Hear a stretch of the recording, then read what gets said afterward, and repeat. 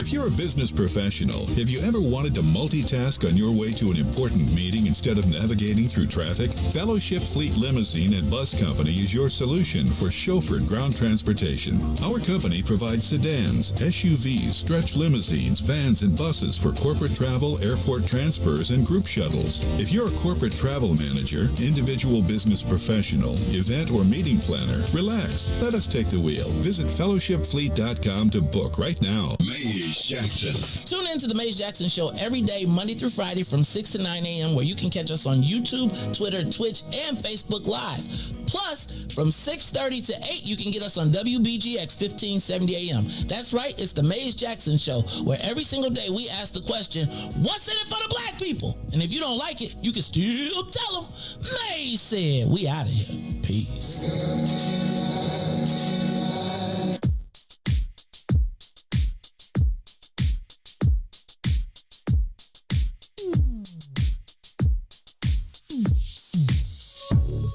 I don't know what you did, but you did it right. Girl, you make it look so easy. Everywhere you go, heads turning left and right. Can't say you a dime, you're a 20 piece. Cause girl, you're the reason I be acting funny. Everything in me telling me don't let you get away. And all the guys looking like they wanna love you. Every day I'm your body, got not over my dead body. Why you gotta look so good? Why you gotta look so good? Why you gotta look so good? With your hair done, nails done, when you put that grown on, why you gotta look so good? With your hair done, nails done, when you put that grown on, girl, why you gotta look so good? I can look and see you're not an average chick. You're shutting it down everywhere you go. Girl, I want you as bad as I want a check. Cause you're sexy from head to toe. Girl, you're the reason I be acting funny. Everything in me telling me all that you get away. And all the guys looking like they wanna love you. Every day I'm your body, got not over my dead body. Why you gotta look so good? Why you gotta look so good? Why you gotta look so good? with your hair done, nails done, when you put your grown on.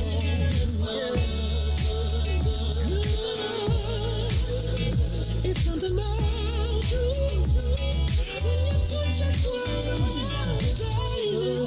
When you're waking up straight out of bed, girl, why you gotta look so good? When you're at the job just taking a break, girl, why you gotta look so good? In the club turning up, why you gotta look so good? On the dance floor giving more, why you gotta look so good? Why you gotta look so good? Why you gotta look so good? Girl, you know you be killing them when you be getting your own woman on. Why you gotta look so good? With your hair done and your nails done, when you put the grown on, girl, why you gotta look so good? Girl, why you gotta look so good? Why you gotta look so good?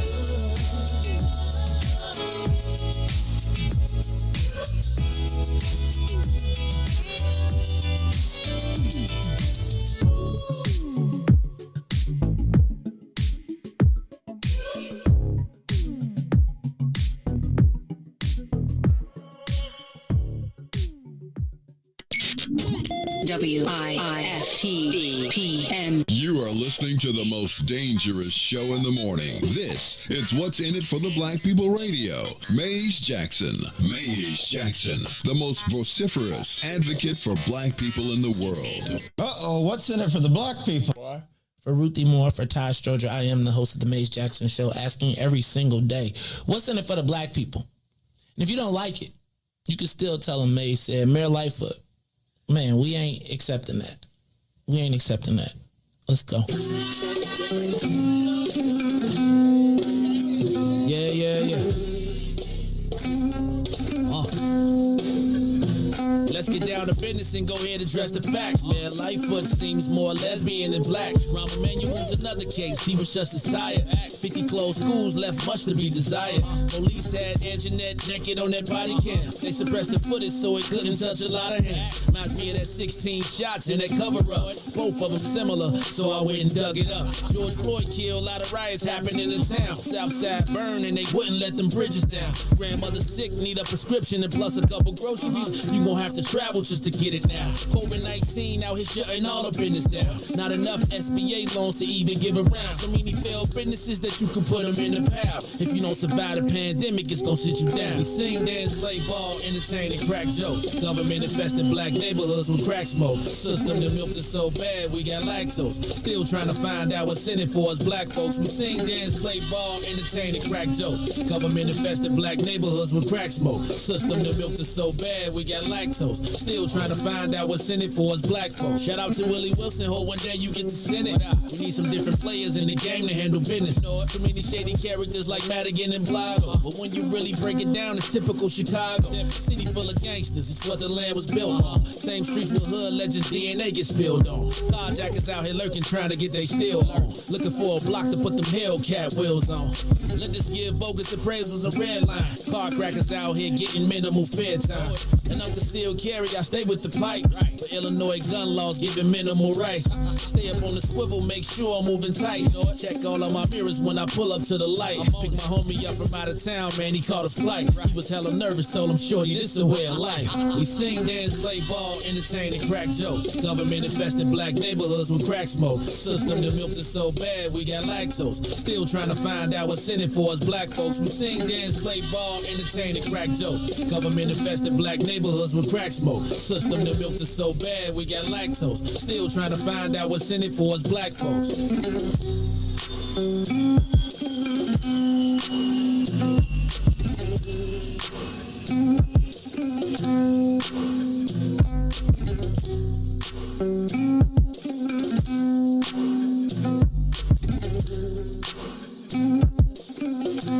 Wake up, Chicago! Wake up, world. This is the Maze Jackson Show. I'm your host, Maze Jackson. It's our lucky show today. I've decided that on Tuesday we found ourselves a lucky leprechaun. So she is going to be joining us sitting in the same seat with Todd. child ordinance. What's the matter, Riis? You looking for why you sniggling, man? Ain't nothing funny, man. We got us a new addition to the show. Can you see? Check out Kicking It With Us in the building. You know what I'm saying? We got Leprechaun Lori. Dog, I'm saying, man. You heard about what was going down with, I don't think her outfit went over as well in Beverly in the Southside Irish Parade. You know, somebody, Riis, take that collar thing out the window for me. So in case you did not hear, and I'm trying to find some video footage of it, and I'll be looking for it today, but apparently the mayor and J.B. Pritzker were not welcome at the Southside Irish Parade. Riis, why are you shaking your head, man? What is wrong? You tripping, dog? You don't like the addition? I think it's awesome. You know what? Actually, I think I should probably put her where the I got it. I already know what I'm gonna do. All right. So anyway, this is the Mace Jackson Show. I'm your host, Mace Jackson. Got my man DJ Riis the Rule in the building. Riis, how you feeling today, man? Why you laughing, dog? I'm blessed by the best. You already know the rest. Hey, you know what'd be funny? I'm sure you should, but if you just sit still and put two of them on both shoulders, like like they really right, like I know what you mean. Oh man, like a good one and a bad one. Hey, but it's so good, like. And then they know how to do it. Look at that Leprechaun Lori, huh? And we see how to do it. LL. Leprechaun Lori. I'm gonna rock with Ruthie and say we had some fun with it yesterday, right? So understanding we had a little fun with it yesterday. She said she was kicking it with it, so I'm with it. I'm with all the. I'm with it all, right? So she is now. She gonna be joining us the whole show today, kicking it with us. Welcome to our guest. Hold on, am I doing it right? Welcome to our guest. Hanging out with us right here on the show. Shout out to our lucky charm, Lori Lightfoot. Please, y'all, be prepared to like maybe join another one later. Somebody gonna try to sabotage them. First of all, I do think it was pretty cool for her to put that in her Riis, to make it like in her like her style. You know what I'm saying? Like, I thought that was pretty cool. So I'm with it all. I think it's some fun. I think we can have a little fun, hang out with the mayor. She was being lighthearted. We could be lighthearted too. You know what I'm saying? Like, sometimes it's like we always want to be, everybody got to make everything all terrible. I think it's pretty cool that she dressed up like a leprechaun. And so we're going to kick it with her for today. All right? Now, maybe would you like to star in the show like that? Like, I think that'd be a dope little thing. Like, you want your picture in the show? Now with Lori on there. Well, no, maybe we can make a star. Like, we can start making that like a little space. We can put, right, but like, you want to put yourself right there? You want to get somebody like a birthday present, a birthday gift, they could be in the show. Send us like they here. We could put it right there. Yeah, I like that. You know what I'm saying? Or like, say it's your birthday and like all the people for their birthday, you could be like, doot, doot, doot, doot, doot, like right there in one of the screens. See where that line is? Where that line is right there. You could just put the birthdays all in there and put your picture up and be like, happy birthday. So this is actually, this too can be yours for only. How much should we charge for the mayor being on screen like that all day? Who paying the mayor? Oh, man. I'm scared. Hey, you know, I probably should get off my shoulder. I don't want to. You never know. Hey, Riis, stop it. You got to look underneath. She good? I'm not looking. She good? Oh, no. No, everything I love. All right. This is the Mace Jackson Show. I'm your host, Mace Jackson. Got my man DJ Riis the Rule in the building. DJ Riis, how you feeling this morning, bro? I'm blessed by the best, man. Got me some good sleep yesterday, man. I did not get. Oh, I don't think I ever fully made it to sleep.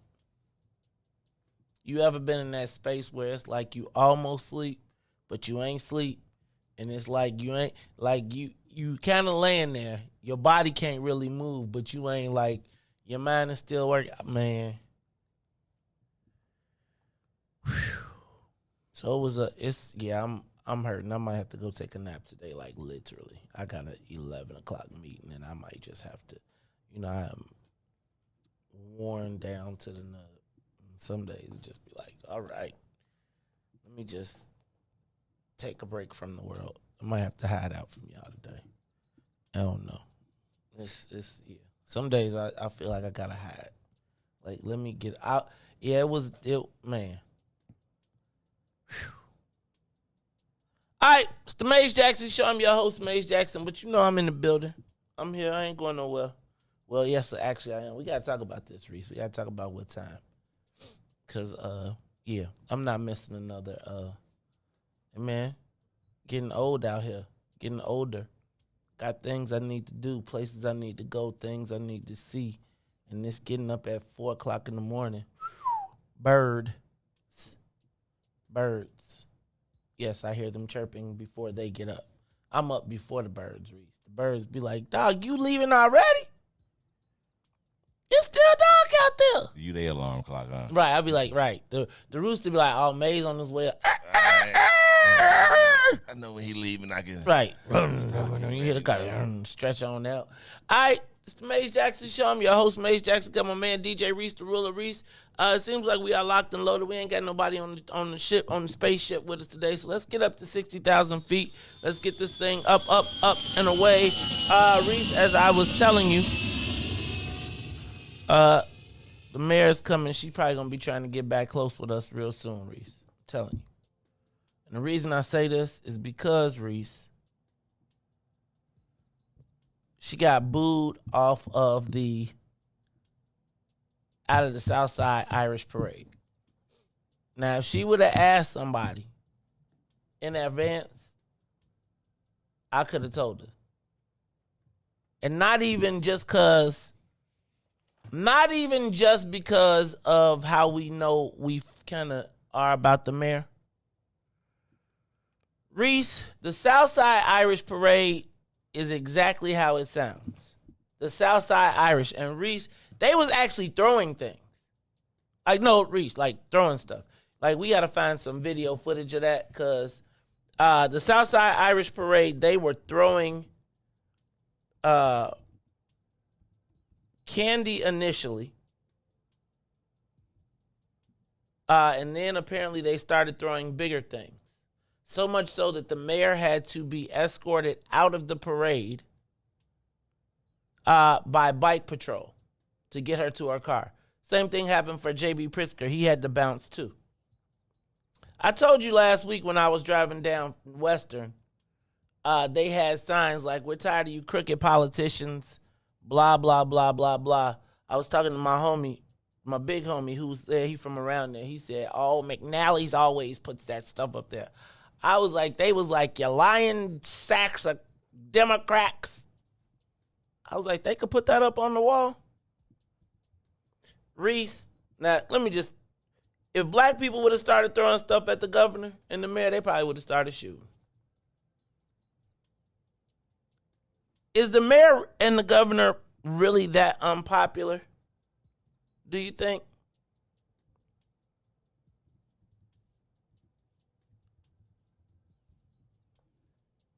Yeah, I'm trying to find some of that video of the mayor. She said it was, she heard it though. Let me see if we can get the audio of the mayor talking about what happened at the Southside Irish Parade. Riis, actually, you know what? I got it. I got to get the road and everything hooked up. So I'm going to come back. We're going to come back to that. Let me ask a question, though.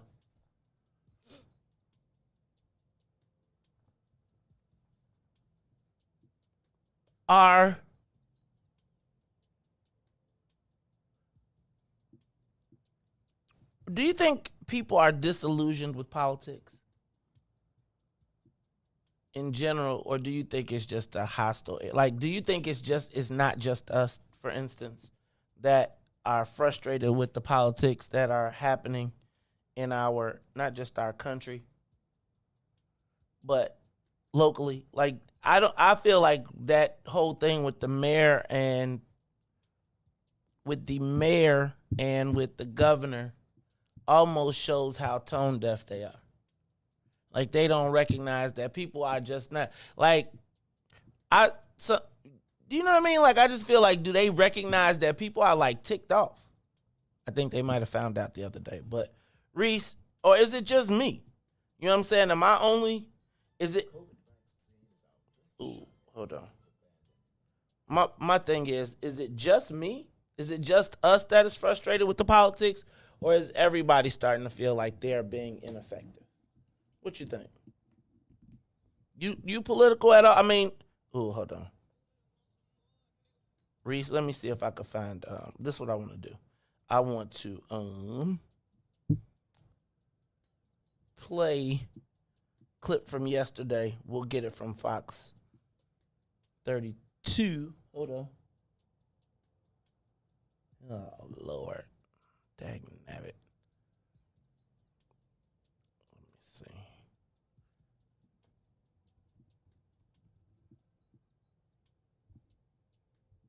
It's the Maze Jackson Show. Y'all like, why is it so quiet in there? Because I'm trying to get y'all some audio video of the mayor getting booed and the governor getting booed. And I guess my question really in this space is are they that tone deaf? Do they not understand that people are a little salty? And then I wonder, is it just us? All right, let's move on. I am going to get you that. Oh, you know what I did not? Riis, turn off the music. I'll turn it all off. I want to take a moment of silence to acknowledge the passing of Purvis Spann, the blues man, founder of owner of WVON. Purvis Spann, the blues man. We're going to take a moment of silence to acknowledge his passing.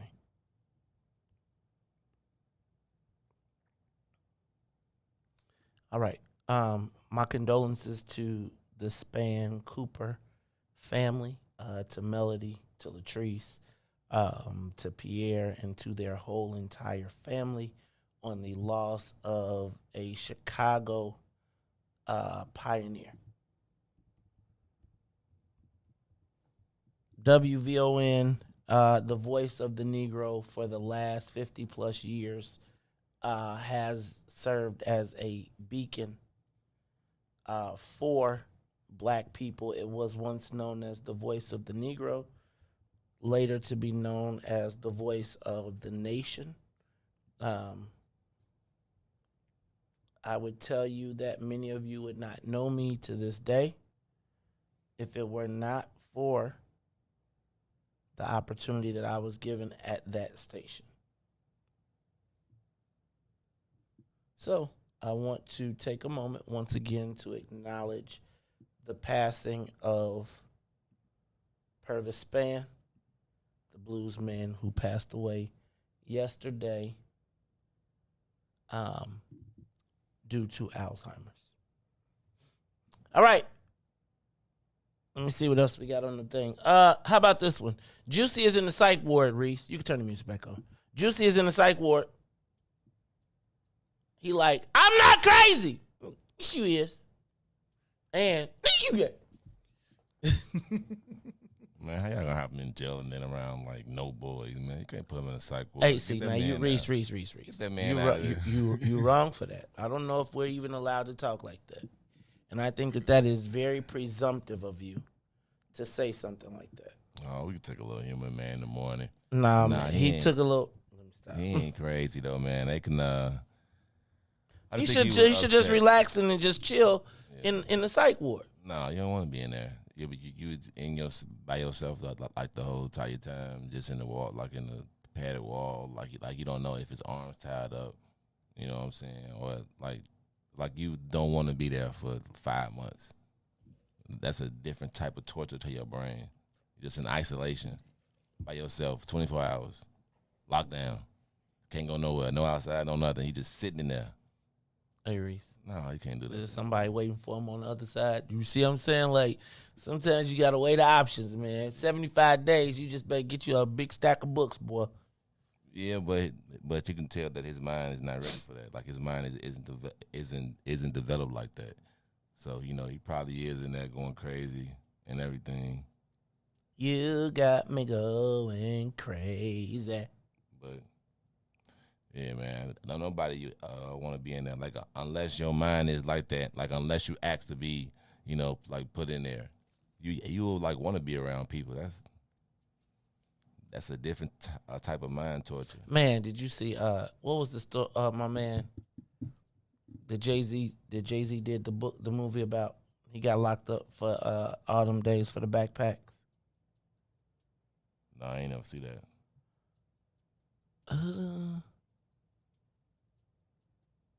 Yeah. Dang, man, something's going on today. All right, I was trying to get y'all the video of the stuff. It's not working.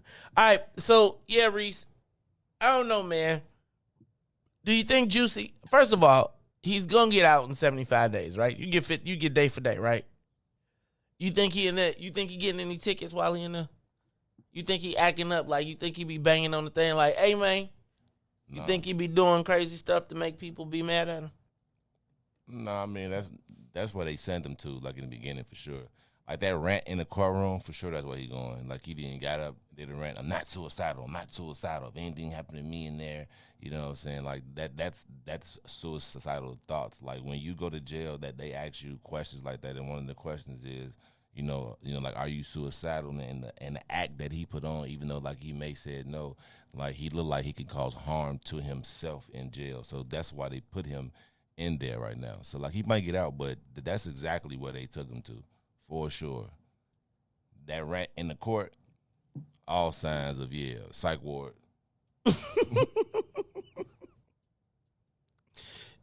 All right, have we decided what, Riis, do you think Juicy got time? Do you think Juicy got time because of the courtroom rant, or do you think he got time because he was, first of all, did he do it or not? Riis, I know you still, okay, so I know you didn't, Riis, you already locked up. Man, you about to get out now. Now they want the tell-all book. Did you do it? I mean, it all depends on what you say. Like the tell-all book. Look, man, if you tell us about, look, you got to pay this restitution. I got $1 million for you, dog. I got $1 million for you for your story, but we need a cliff. Did you beat the system? Did you take them all down? Riis, you now have a chance to make $1 million if you tell us the truth. What actually happened that night, Riis? he probably would tell at this point. Like he sound like he ain't built for jail. If he didn't do it, I guarantee he'd tell. Like he'd be like, all right, this is what I did. Like, well, I mean, why he gonna? What's the benefit for him now? He can't get out for exactly. So like he wouldn't tell. Like if it was like to like get him out, but he didn't tell. All right, this is the Maze Jackson show. Boy, that juicy. Did you see Lightfoot says she vows to enforce the vaccine mandate? She's saying that she is going to put those police.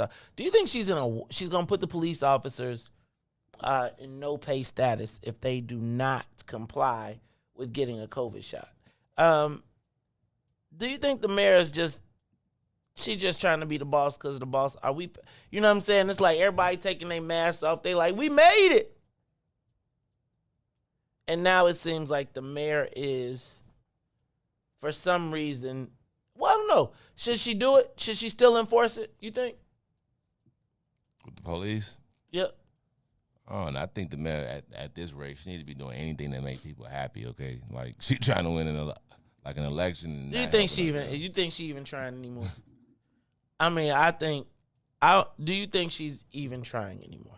Nah, but still. So, you know what I mean? They probably like, man, we ain't even listening to her. She'd be gone anyway, man. I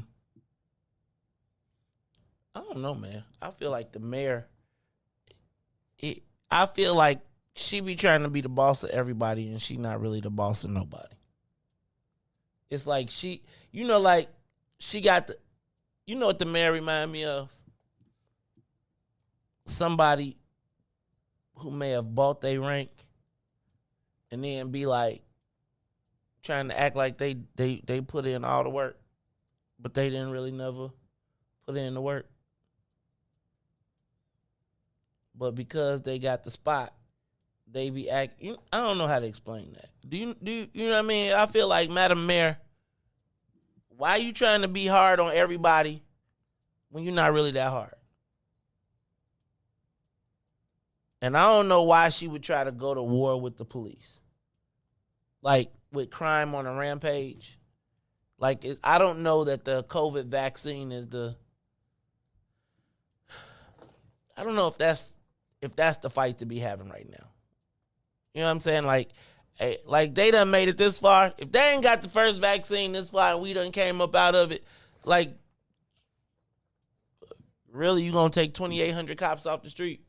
We already down to our lowest levels. People are already, man, Riis, have you seen, I be watching these videos of how people are just straight turning into the purge for real. Like, people just be like, I'm taking that. Who gonna stop me? Who is gonna stop me? And she want to get into a fight with the police. All right. I don't know, man. Riis, the Black Caucus issued a call for war. They decided, like a month ago, the Latinos said, F it, we going to a referendum. Yesterday, the Black Caucus said, F it, we going to a referendum. But when we talk about this, I need for y'all to, okay, part of this show has to be about how y'all read the paper and how y'all read these stories and listen to them. There was something that just jumped out at me, and we're going to talk about it when we come back after the break. But I really want to talk about whose side do you think the media is in this? Riis, is today play-in day? You're not listening to me, Riis. Is today play-in day? That's what I was just looking at. Oh, right now. I think it's play-in day today. So if you are, Riis, and did you put the bracket together yesterday while you was up here with that extra hour and a half? You said what? Did you put that bracket together? See? We said we was going to have a whiff. It started this weekend, don't it? No, it started today. I ain't know it started today. Oh, Riis. Riis, how you doing sports? I didn't know. How you gonna be the sports reporter? I told you, man. Yesterday, I only had 2 hours from the day before sleep. So as soon as I left here and did everything I had, boom, I went home and passed out. I'm just telling y'all, Riis didn't even put our pool together yesterday. He was up in here. Him and Ruthie was in here having a party, and we ain't even got no NCAA. We ain't even got no NCAA tournament, and the tournament start today. I'm trying to see now. It's today. It's today, man. It's today. The play-in is today. Look at the bracket. Now you look at the bracket and you got to look all the way at the top. And at the top, it's all the play-in games. Riis kicking us to the curb. The play-in games, them games don't even like matter. If you was betting, they would. Oh yeah, but like for a bracket like that, those games, if it's play-in, then I'm just you could blow your whole bracket before play-in. No, that's not even when it started. They trying to get like the one of them last seeds. Right. It's like the tournament before the tournament. Anyway, Riis, we got to have our bracket ready for tomorrow so we can have people signed up by Thursday because the real games start on Thursday. So go and put that together, and then we're gonna get it up, and then we're going to tell y'all where to go, and then we're going to see who's the best. You just noticed the mayor on my shoulder. She hanging out with us all day. Do I need to put her on the other side? Because y'all can't see her. We can make her. Maybe she could sponsor Okamat Construction. Like,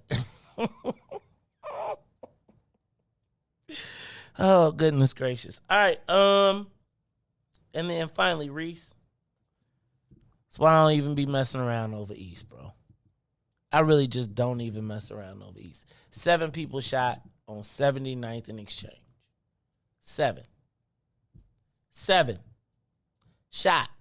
Riis, do you realize that we've had almost 500 shootings already this year? like 500, like Riis, we ain't even finished the first quarter yet. 500 times 4 is 2,000. That's a lot of shot people, bro. I don't know. It's the Maze Jackson Show. Look, let's take a quick break, and then when we come back, we will get into the social media question of the day. Yo, it's the Maze Jackson Show. The Maze Jackson Show will be back after this break. Maze Jackson. What's up, Chicago? This is your man, Maze Jackson, host of the Maze Jackson Show. You hear me every single day ask the question, what's in it for the black people? Well, finally, y'all, we've got an answer, and it's called the Black People First Party.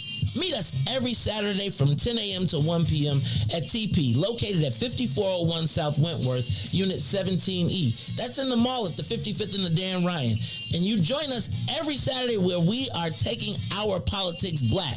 We'll teach you everything you need to know about the game, from how to collect a petition, to how to knock on a door, to even how to become the next mayor of the city of Chicago. That's right, y'all. It is the Black People First Party. Meet us every Saturday, 10 a.m. to 1 p.m. at TP, located at 5401 South Wentworth in the mall at 55th and the Dan Ryan. And if you don't like it, you can still tell them Maze said. This is a black people thing you wouldn't even understand. Maze Jackson. And now, traffic and weather. Yo, who said devotion has to be sad?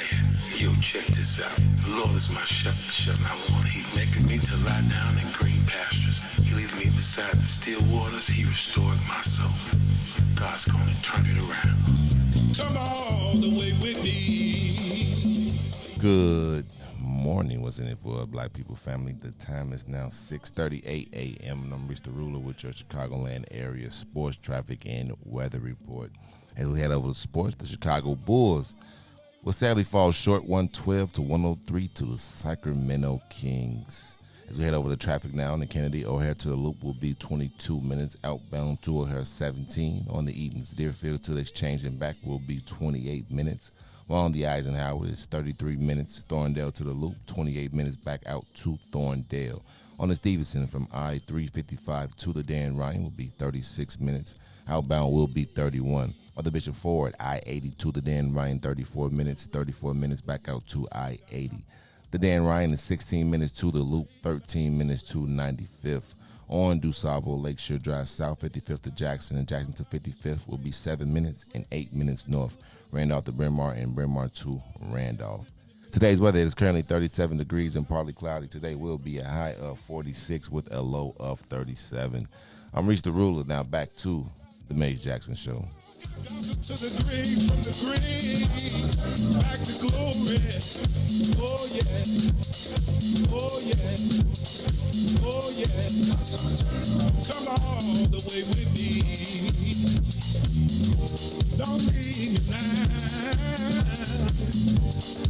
Come all the way with me. Oh, please.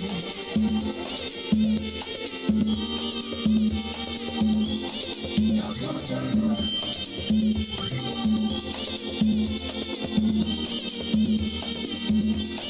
God's gonna turn it around. God's gonna turn it around.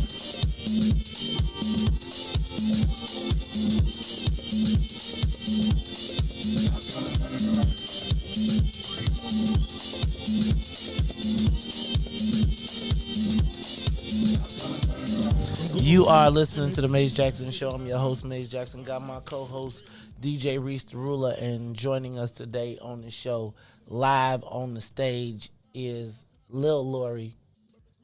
Right? Like, remember Lil Penny? That's Lil Lori. Lil Lori the Leprechaun. We gonna have to get us a whole cast of characters down here, man. Could you imagine we get everybody when they we can put them up when they do the story? But for real, y'all, I feel like that. I'm really starting to dig the Lori Leprechaun. I mean, she could turn out to be lucky for us. It is the Maze Jackson Show. I'm your host, Maze Jackson. Riis, why are you shaking your head, man? She be doing it to herself, man. Hey, man, I think that's fresh, dog. I think that is that's fresh. We be like, remember her for like the wrong stuff. Like, I don't know, like what she didn't really like did politic wise, but we didn't always catch her doing some other crazy stuff, man. Riis, I'm just telling you, the mayor be kicking it. We gonna have to go get the Lori Lightfoot collection. I'm gonna have to make like a bunch of Lori Lightfoot dolls and her like. Then we gotta get the TikTok. You know, we gotta get the TikTok and Lori on the bottom video. When she be like, you remember when she was doing her TikToks? And she used to, it's the Maze Jackson Show. All right, y'all, it's the Maze Jackson Show. Let me tell you, I keep saying that, but it is. We want to welcome everybody from WBGX 1570 AM. That's right. Saints join us every day at 6:30 live on WBGX 1570 AM. Gotta welcome them. To also ask them to give us a call, 872-259-7474, 872-259-7474. The Saints from WBGX. But let me tell you, the Sinners get here at 6 o'clock. They get here early and then they stay till 9. Right? The Sinners stays from 6 o'clock to 9 o'clock every day, Monday through Friday. They check us on YouTube, Twitter, Twitch, and Facebook Live. Whereas if you are listening on WBGX, you can catch us from 6:30 to 8 on WBGX 1570 AM, as well as the TuneIn app. Speaking of tuning in, Riis, you got to tap in with the mayor. The Lucky Lori Leprechaun. Is that what we call it? Triple L? Lucky Lori Leprechaun. It ain't no thing on the internet. I'm scared to Google LLL because the next thing y'all know, it might be like BBW or something. And it's just like y'all know how y'all millennials got all the stuff. I was just like breakfast. Let me stop. I ain't even gonna go there. All right, Riis, it's the Maze Jackson Show. We are here today. I am running on fumes. I cannot lie. I am exhausted. That's why I seem to be repeating myself. But Riis, I think it's time for you to go over to the board and get us ready for the big voice. I'm ready when you are. No, you ready? No, we do this at 6:30 or 6:50 or 6:20. Let's do it. It's time for the social media question of the day. Riis, whose side is the media on in the war or the battle for Chicago? And I would say the war for Chicago. I talked about this last week when they put that picture of Cam Buckner. The first time that they discussed the mayoral candidates at length, and they put the picture of Cam Buckner in the newspaper with the sunglasses and shades while they got everybody else in some sort of business-like position or political type pose. You remember that conversation? Yeah. Then so y'all been having some interesting conversations with some members of the Black Caucus, the City Black Caucus, about this ward map. And I think they've really not done a good job thus far of communicating with black people about what's happening and some of the dynamics that are going on, which make it very easy for us to be critical of them in the fight. But I had some unique insights. I'm still critical. But I had some unique insights that I think we need to be thinking about in this fight. And Riis, I don't know how to deal with the fact that we are really in the middle of a war, if that makes sense. And our front line is getting battered. And let's say that the front line is our elected officials, and they're getting battered in the front, and we snapping in the back. But the fact of the matter is, if the people break through this line, the wall of the Black Caucus, then we all potentially lose. And so, Riis, I really think we as black folks have got to get involved in this ward remap process, and I know we are coming to the spot lately. But I think one of the things that everybody counts on is knowing that because they got a frontal issue and a flank issue,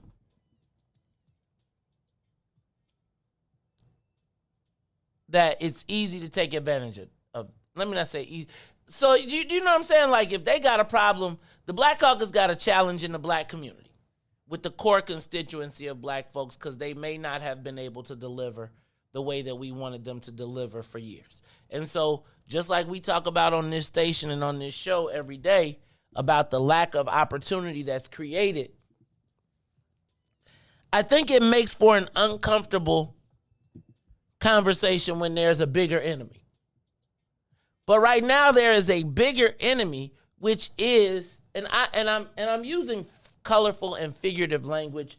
I don't feel like enemy from the standpoint of we're going to like enemy like shoot, murder, kill. But let's say our political rivals are building up, getting ready for the big game.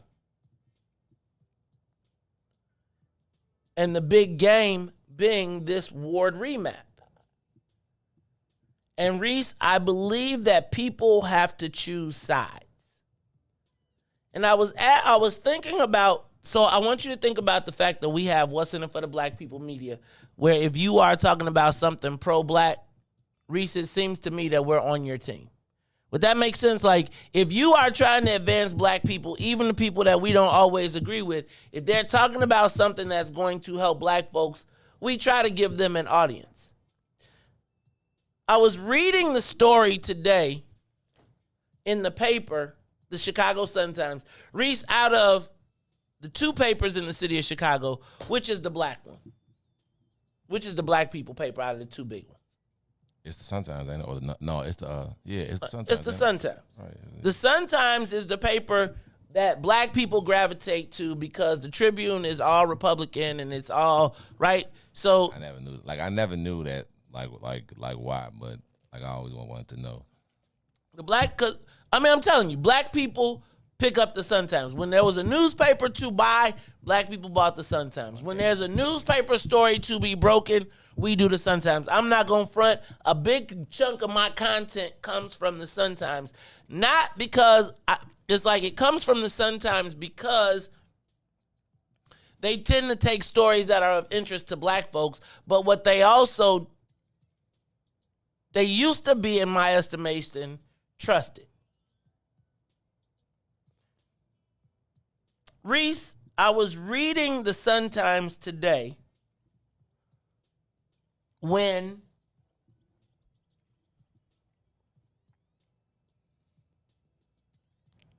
it dawned on me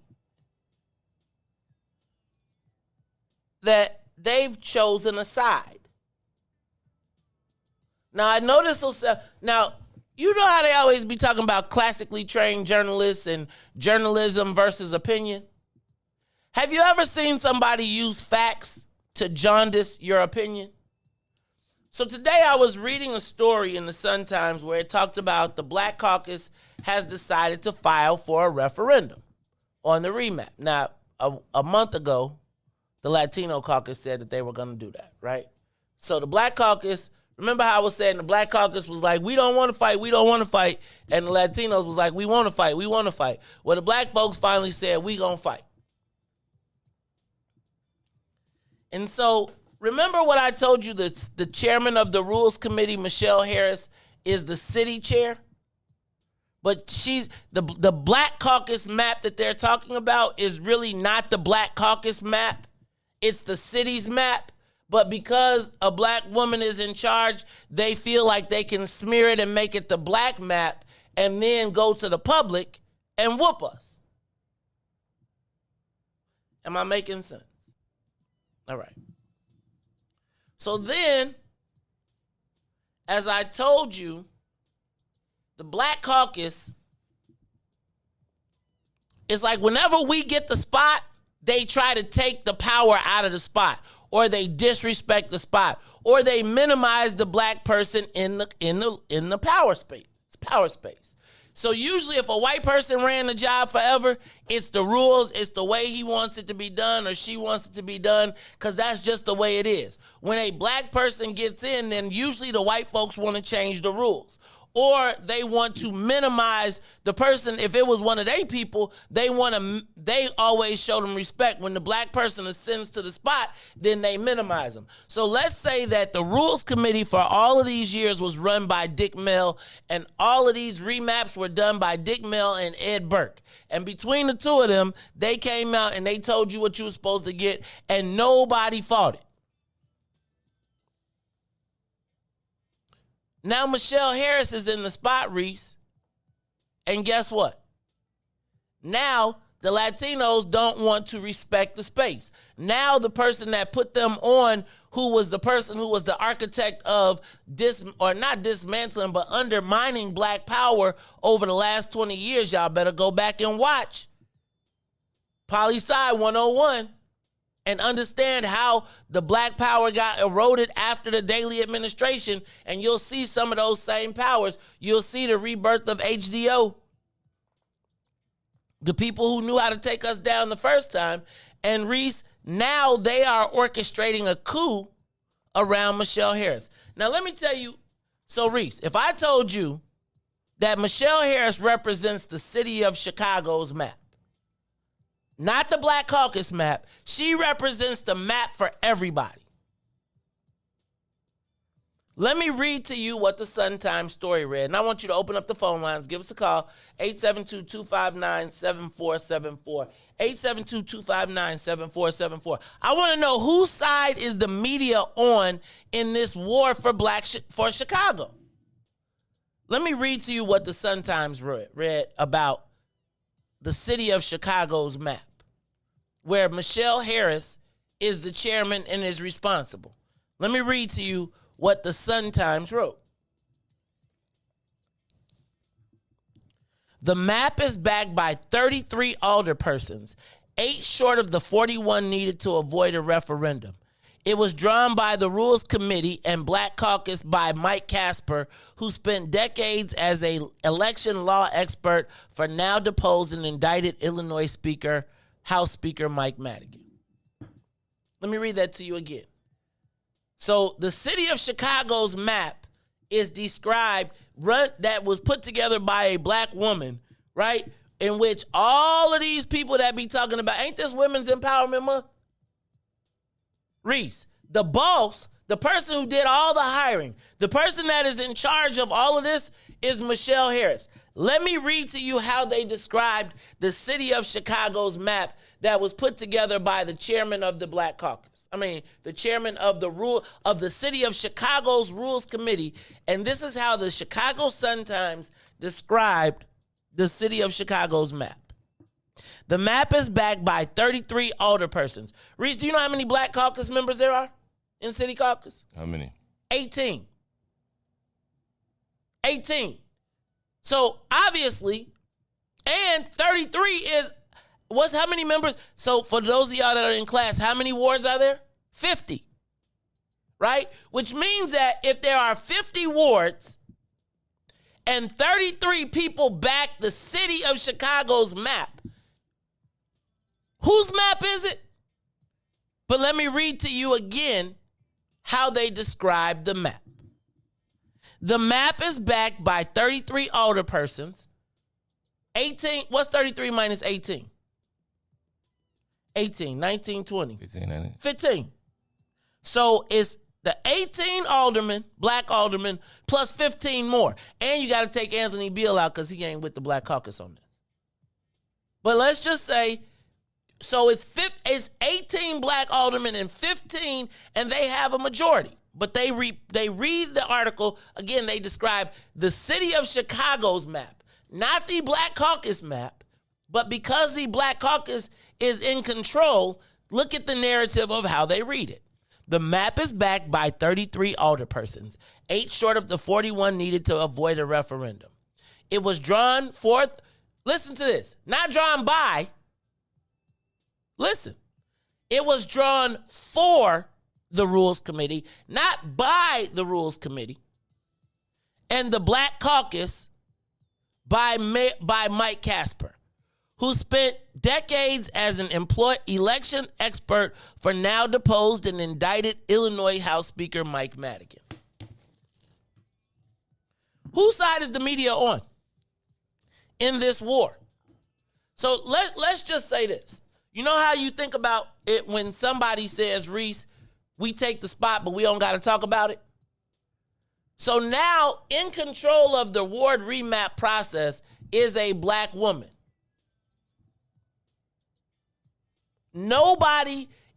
She can't get credit. She doesn't get credit.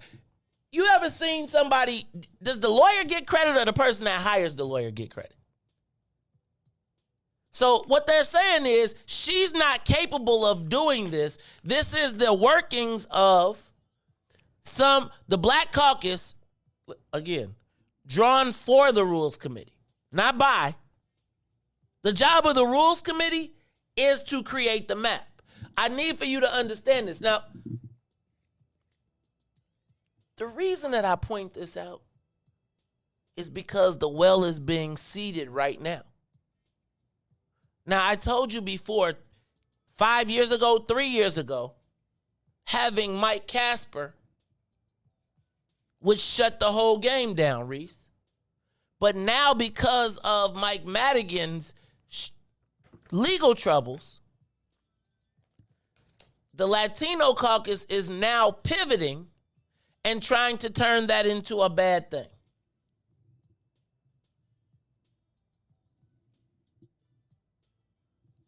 Give us a call, 872-259-7474. Riis, who is on our side? Is the media on our side? I feel like this is really crazy. So if I gave you a project, I came in, I said, okay, we've worked together with all of our colleagues for the last year, and they describe your work like this. The map is backed by 33. So you've done the work to get a majority, right? But now you've got a core group of constituents who are like, we're not going to support the map, not because we think we can take advantage of the black person that's in spot right now. We think that she doesn't have the wherewithal. Now, here's how we're going to play it, though, because if we say something negative about her, then we can be accused of racism.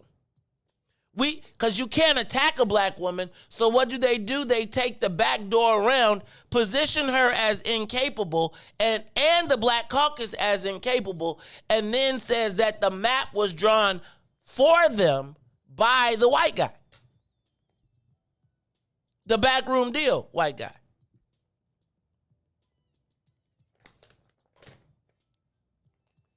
You have to put on your cap when you read these stories.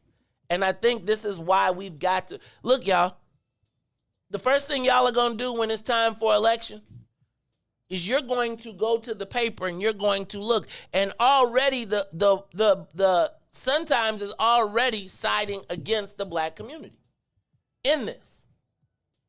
How many black experts have you seen quoted? Why are they quoting now all the time? Why is the narrative being shaped by HDO? Who are the black consultants that they discuss this with? Whose strategy is it that they're taking? What are they planting in the minds of our teammates? What are they planting in the minds of the white folks? So here's the crazy part, right? And Freylana, you kind of nailed on it because you said, how many people are going to make a stand? Well, not for her, but how many people are going to actually make a stand? And I think that right now there is a stand brewing, but they haven't done their due diligence, right? It's like letting the Black Caucus get whooped on this is letting ourselves get whooped. Now, should we sit it out and just say, okay? I don't know how we play this, y'all. Give us a call, 872-259-7474. 872. Oh, I'm going to have to take this sweatshirt off. It's hot as hell in here. I'm cooking. But I do want to know whose side is it and who do we listen to? I don't know that black people know who to actually listen to when it comes to making these decisions on these larger issues. And I really think we got to start thinking about our media outlets because, quite frankly, y'all, they really are, in my estimation, working against us.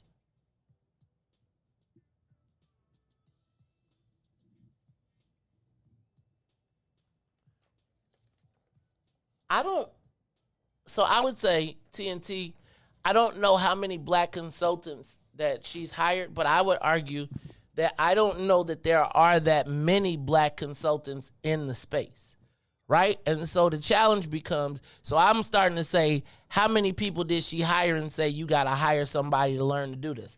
See, what I feel like has happened is we've become completely crippled and reliant upon everybody else to be able to do it. Like, who is our map expert? Who is this? See, the thing becomes, who is the top black person in the field that we could hire? Think about it. I would just argue with you that I can't work. Not really. And if you know that essentially, and I'm not going to say I'm one, but I'm saying that who in our universe, over the last couple months, I got to tell you, our cupboard is really bare, which is why those Saturday meetings are so important. Those Saturday meetings are so important because, again, we are starting to teach people the basics, and they be like, man, why we got to do this? Because I would tell you guys that the cupboard for us is bare. And I'm being straight up. When you look at who has, and I'm talking about black people, not who have worked, but who have led and have had the opportunity to lead and want the responsibility to lead, I would argue with you that the cupboard is bare to do this because this is a way of life that does not make for very much comfort, not much excuse.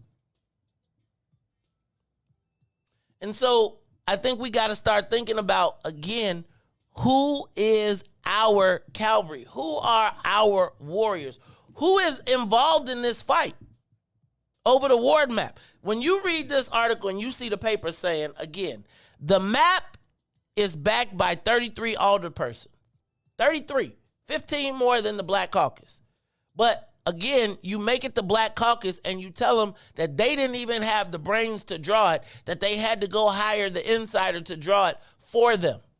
Not that they did it. And I think you got to be paying attention to these things. Look, y'all, it's the Mace Jackson Show. We're going to take a quick break. And then when we come back, we're going to talk about, we're going to definitely talk about the races, who's in the races. We're going to do it over 2 days. So today we're going to talk about who's in the governor's races, how those play out, and then who filed at county. Y'all know we went down to county yesterday. Thanks to everybody who showed up. It's the Mace Jackson Show. We'll be talking about that a little bit more when we come back.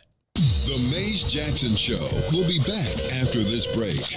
If you're a business professional, have you ever wanted to multitask on your way to an important meeting instead of navigating through traffic? Fellowship Fleet Limousine and Bus Company is your solution for chauffeured ground transportation. Our company provides sedans, SUVs, stretch limousines, vans, and buses for corporate travel, airport transfers, and group shuttles. If you're a corporate travel manager, individual business professional, event or meeting planner, relax. Let us take the wheel. Visit fellowshipfleet.com to book right now.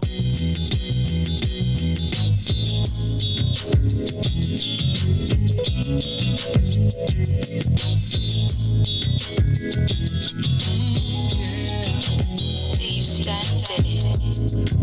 I've never been lucky at love, no never.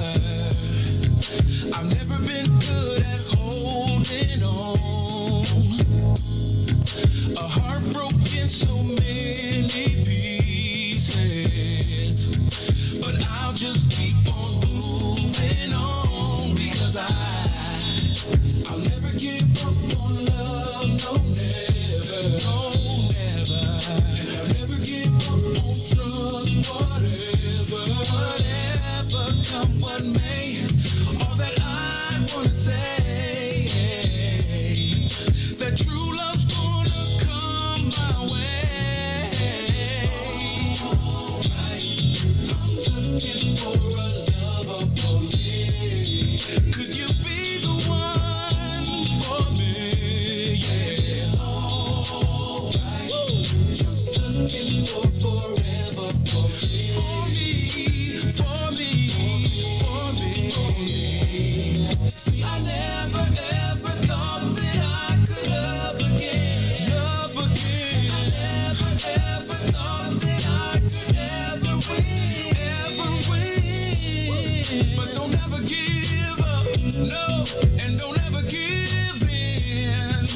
I pray that true love finds me in the end. I'll never give up on love. I will never. And I'll never give up on trust. I will never. Looking for a lover for me. See, I'm looking for a lover for me, yeah. And it's alright. For forever. I'm looking for forever. For me. Every night. Hey, make love to her right. Oh, find her glad. She's the only one that I need. She's the only one. I'm gonna treat her like mine. See, I'm gonna give her everything. Whatever she wants. Plus a 10-carat diamond ring. Baby. Alright. Woo. I'm looking for a lover for me. Looking for a lover. Could it be you? And it's all, baby, it's alright. Looking for forever for me. I'm looking for forever for me. Alright. Hey, looking for a lover for me. I'm looking, still looking. And it's alright. Looking for forever for forever. For me. Back to the Maze Jackson Show. You are listening to the most dangerous show in the morning. This is What's in It for the Black People Radio. Maze Jackson, the most vociferous advocate for black people in the world.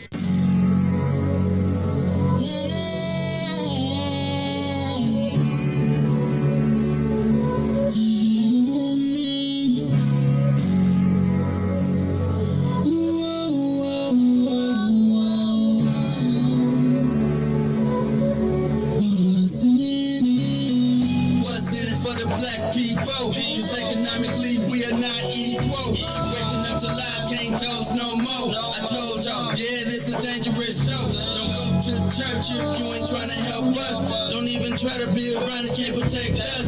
We see the lies, not other politicians. We need money and no symbolism. It's Maze and Riis and Ruthie and Ty, explaining how we all come from God, giving us tools to beat the odds. If we united, our movement gon' stop. If they ain't trying to help us, they ain't trying to do nothing. We gotta do something, we gotta stop running. It's time to confront the problem. Really, you expect, you oppress us all.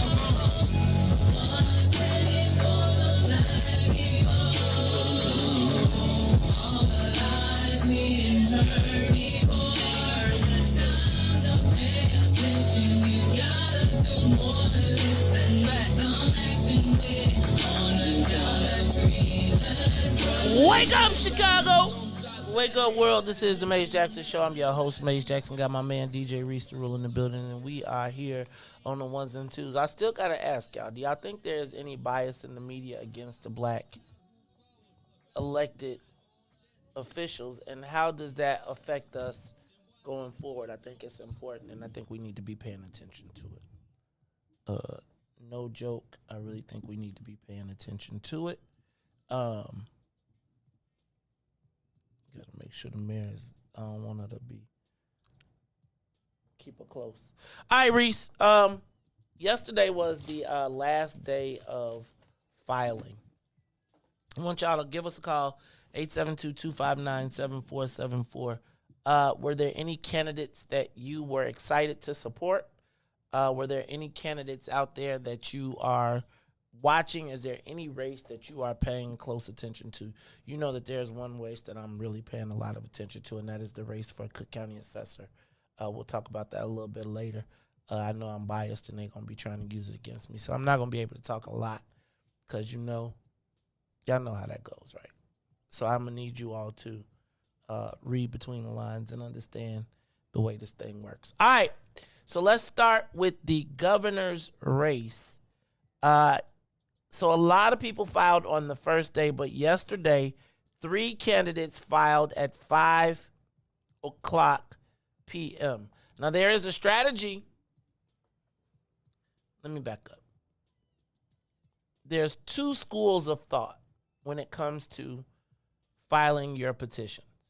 There is the race to be first, and then sometimes there is the mosey on down to be last. And Riis, yesterday at 5 o'clock, you know Jesse Sullivan? The guy, Jesse Sullivan, the candidate, I think he was over at Tyrone Muhammad's. His strategy was to file last,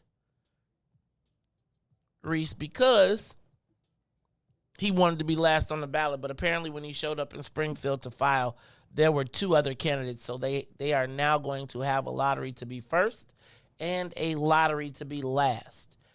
Jesse Sullivan, just in case you don't know, Jesse, who's been running all those commercials, the hedge fund trader, multi-million-dollar guy from the West Coast that's come back and gotten hedge fund money, not hedge fund money, but Silicon Valley money.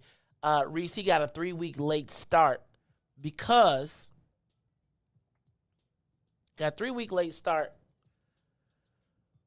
essentially because he didn't have a running mate. Now, I don't know, do y'all remember when the governor and the lieutenant governor ran separately? Do y'all remember that? And remember when Scott Lee Cohen won and the Democrats did not want, they changed the rules. So Scott Lee Cohen won lieutenant governor in Pat Quinn's race. And Pat Quinn did not want him to run, so they forced him off the ballot. Remember Scott Lee Cohen? He had all the people going. Do you remember that, Riis? You probably don't remember that. You was probably young. You probably wasn't even up on politics. Scott Lee Cohen ran for office, and he was a pawn shop broker. Riis, he was like a partier, like pawn shop, poker, chicks, the whole thing. But he won. And the Democrats was like, oh, hell no. Hell no, hell no, hell no. So they did everything they could to force him off the ballot.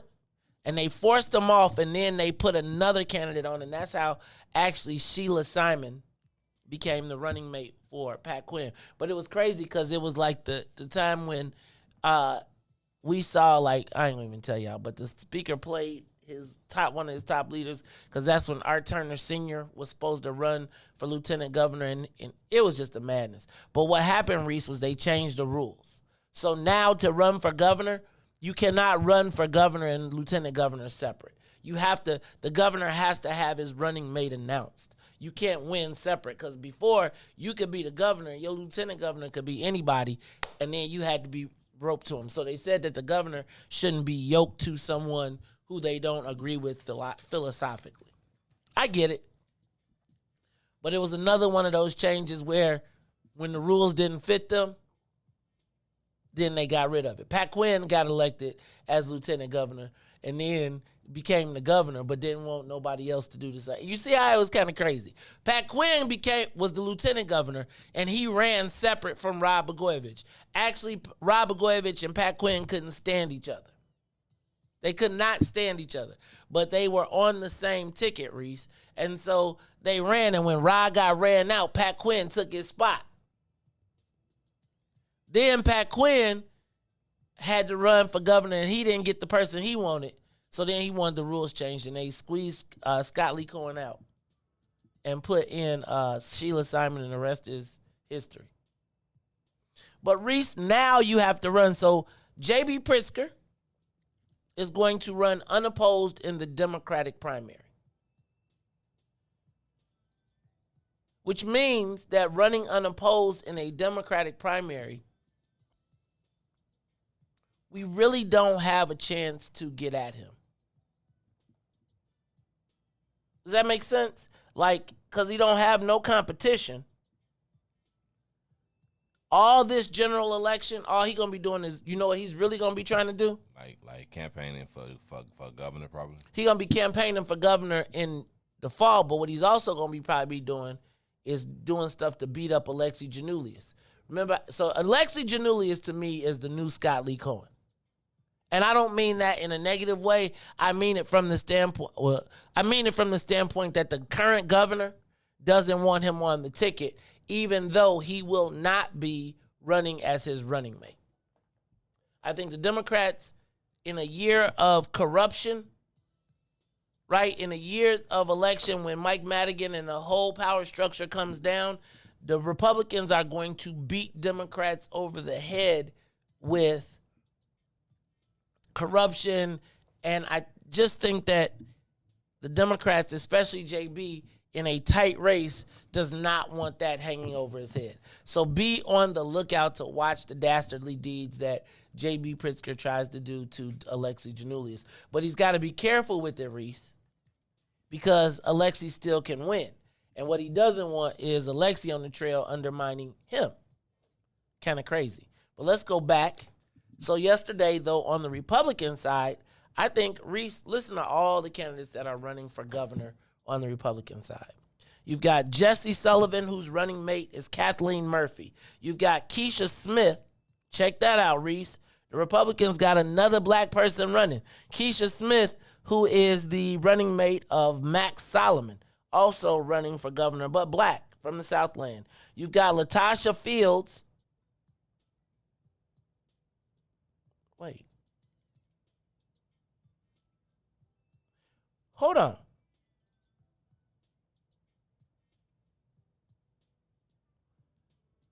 So I'm confused. Keisha Smith. Wait. All right, so let me go back.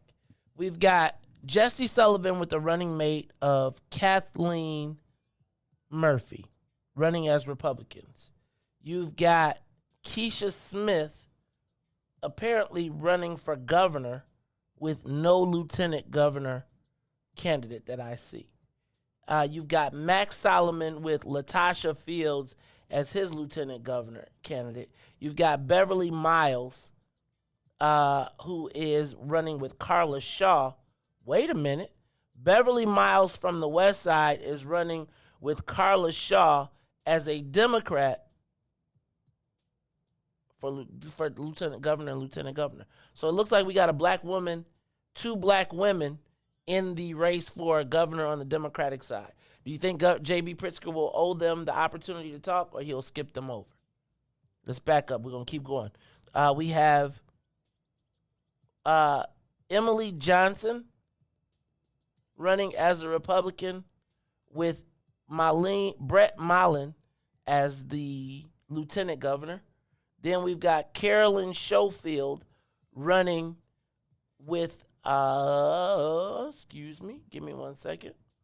Carolyn Schofield running with Gary Rabin. No. Yeah, with Gary Rabin. You've got Stephanie Trussell, another black woman, running as a Republican with Darren Bailey. You've got Richard Irvin running as the governor with Avery Bourne. And you've got,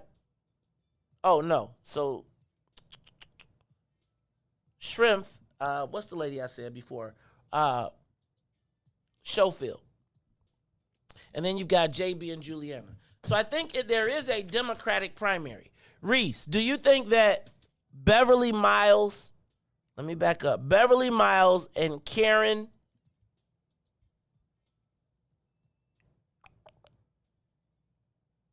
and Carla Shaw are running as the Democratic challengers to J.B. Pritzker?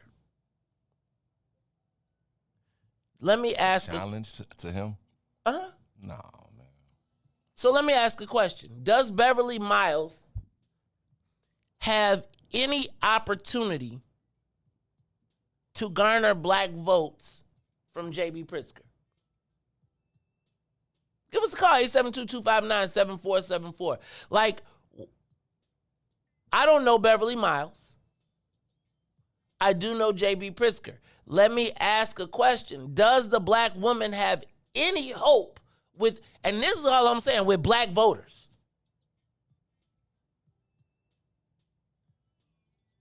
Does the black woman have any advantage with black voters in a Democratic primary?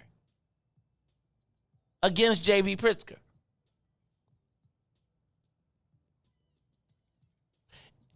And my conventional wisdom says no, but I'm curious to know, does he even have to address her?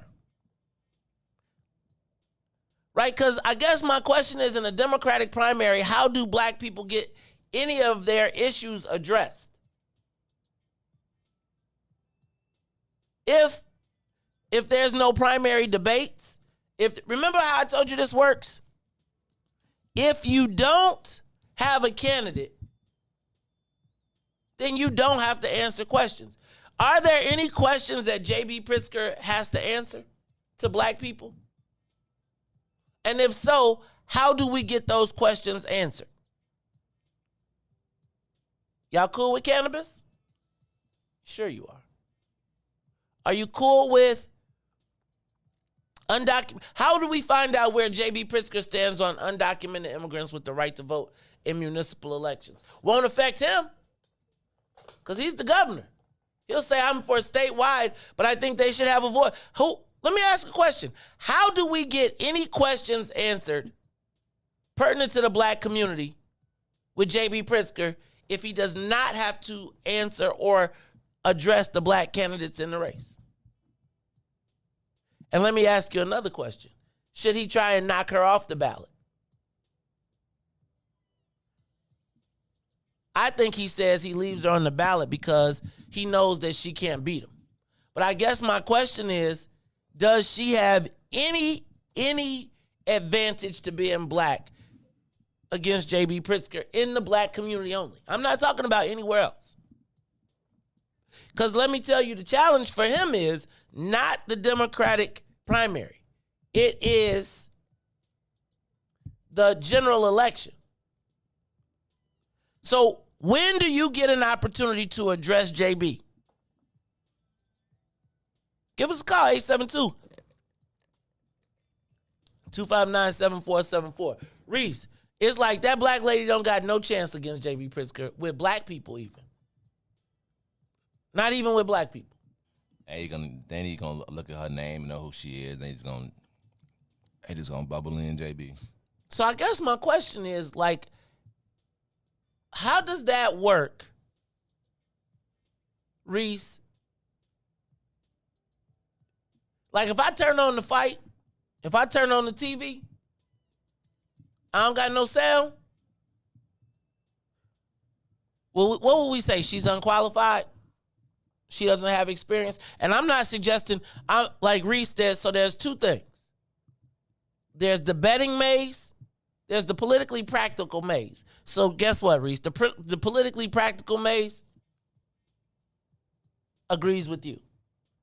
And if you were to ask me, who should we support?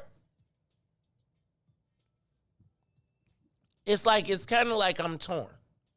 And when I say I'm torn, it's like, do you just pick who should I support? Do I pick the winner? Because, Riis, we know that realistically the white folks ain't going to give the black person an advantage. But I think it's really interesting that a black person has limited to no advantage against a white person in a black community. Like none.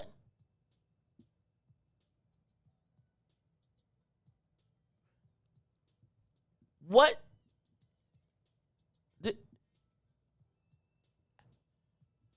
And how does that work? I guess my other question is and my biggest question is, when do we get to talk to JB about the black plan?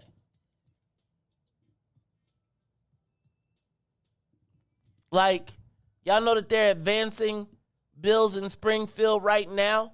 We were talking about it yesterday to waive. White folks are still moving legislation and we still ain't got now. Do you see that? Like, they want to make it so you can not be in trouble for smoking. I mean, you can you can't be drug tested. Riis, this industry is moving forward as we speak. They just signed a bill right in time for the March Madness. to make people, last year during the Super Bowl, 10 white guys made $56 million. We know that there are going to be billions of dollars made through sports betting, and nobody's going to ask a question. We're not going to get any answer to that.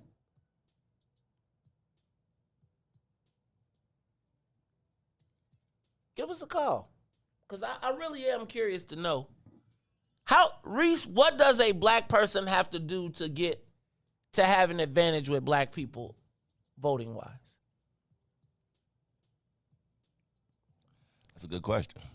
Like, That's a very good question. Like, I mean, what? Willie Wilson got it. It's funny because Willie Wilson got it. It's funny, and then I was looking like, and white people feel like they can tell you which, they get to be with whatever white people they want to be with. We saw Willie Wilson pick up when every black ward in the race, in the mayor's race. How does he get an advantage with black people? Is it because he pays? But how does a black person get an advantage with black people politically? Like, it just seems to me that if you walk into a room, I feel like black people would stand up and be clapping for JB and not even get a sister no respect at all. But I also wonder, are we putting our best candidates forward? Is there something that the candidate doesn't have? I don't know. I guess my question is, how do you galvanize black people for their own interests? I know how. You join the Black People First Party, but we'll talk about that in a minute. So, will we force JB to debate Beverly Miles? Will we get the opportunity to see that? Riis, you think he'll decline, or would he come on stage and do it? Probably decline. Would that be disrespectful? Like, again, one of the reasons that I said that we needed to run a black candidate was because even though we know that black folks will give a white person the advantage over black folks all day long, there's got to be a point where somebody answers some questions. Like, there's not even an opportunity for our questions to be answered. Like, do you realize that we are about to vote and there will be no access? We will not be able to talk about cannabis.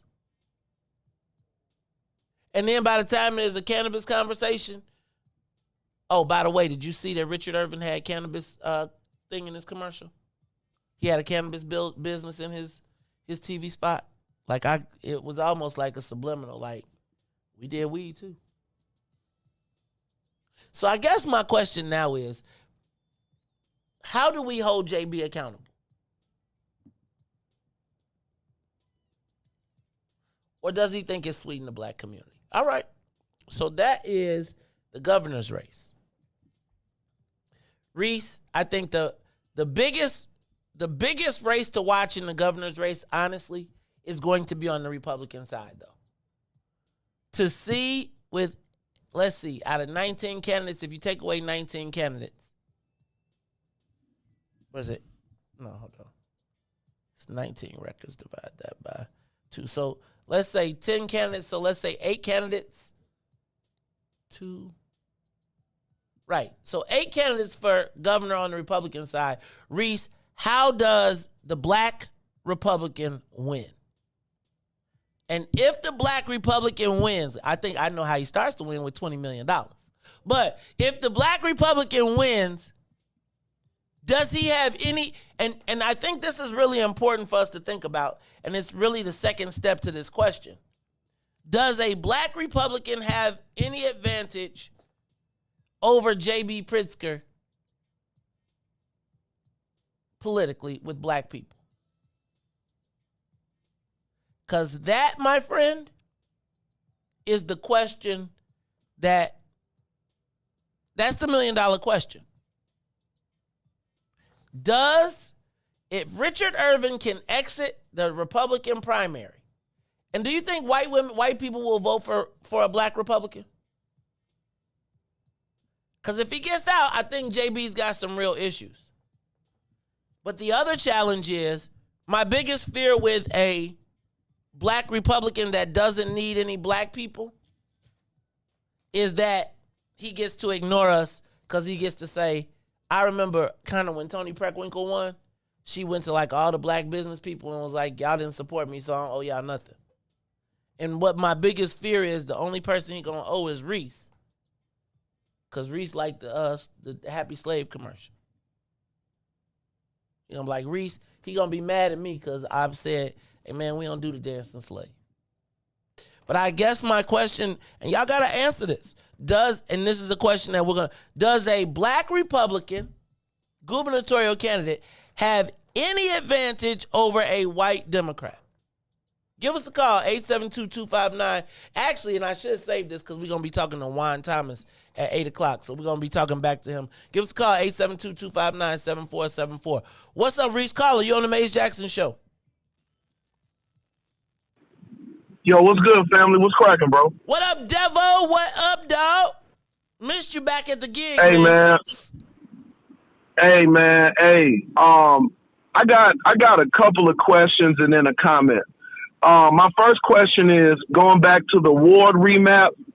Why is there no emphasis, or maybe this discussion has happened behind the scenes, but why is there no leadership to bring Bill back into the fold?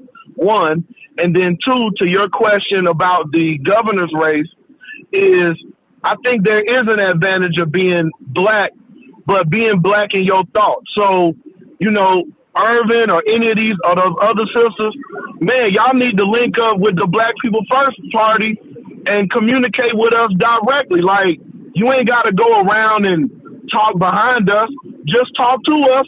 And if you talking about something that we can, that's in our self-interest, then you will know what your answer is. But the longer that your campaign waits and doesn't engage with us, it only hurts you on the back end. And that goes for incumbents as well. You know what I'm saying? So that's kind of my response on that.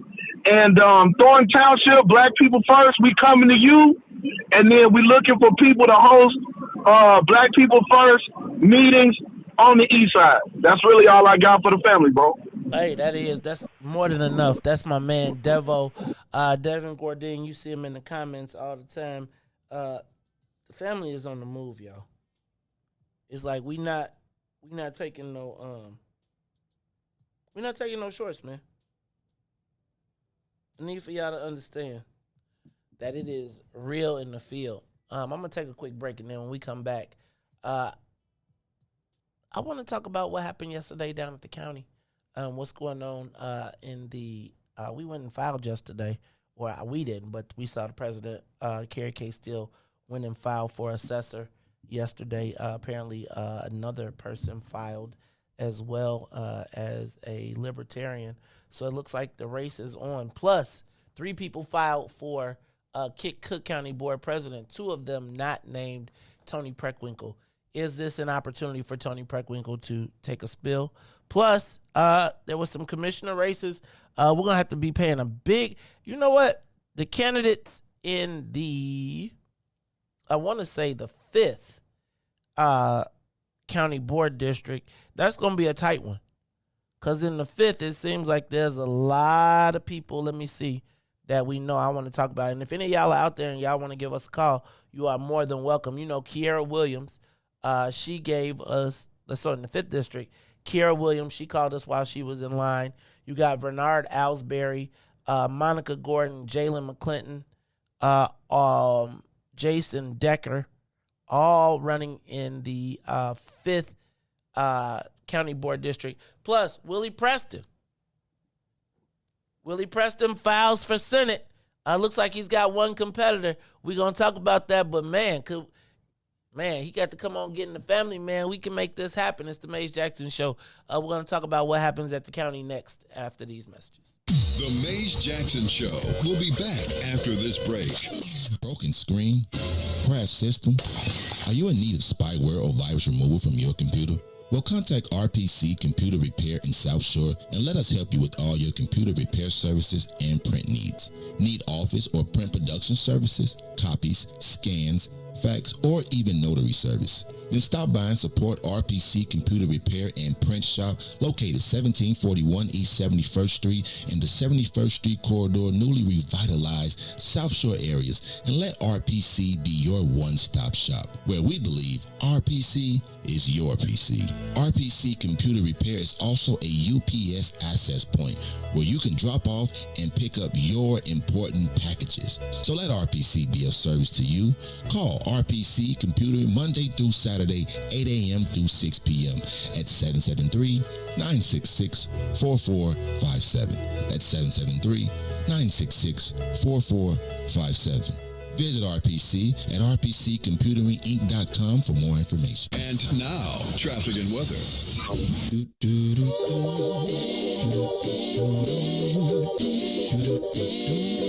Good morning. What's in it for the Black People Media family? The time is now 7:37 a.m. and I'm Riis the Ruler with your Chicagoland area traffic and weather report. As we head over to the Kennedy, O'Hare to the Loop will be 38 minutes. Outbound to O'Hare will be 32. On the Edens, inbound from Deerfield to the Exchange will be 46 minutes. Exchange to Deerfield will be 31. On the Eisenhower, Thorndale to the Loop will be 51 minutes. Back out to Thorndale will be 34. On the Stevenson from I-355 to the Dan Ryan will be 44 minutes, 29 minutes outbound. While the Bishop Ford is 45 minutes, I-80 to the Dan Ryan, and 32 minutes to I-80. The Dan Ryan inbound is now 22 minutes to the Loop, but still 13 minutes to 95th. On DuSable Lakeshore Drive, north and south, both directions are locked in at 8 minutes solid. Today's weather, it is currently 37 and partly cloudy. Today will be a high of 46 with a low of 37. I'm Riis the Ruler. Now back to Valerie here on The Maze Jackson Show. Did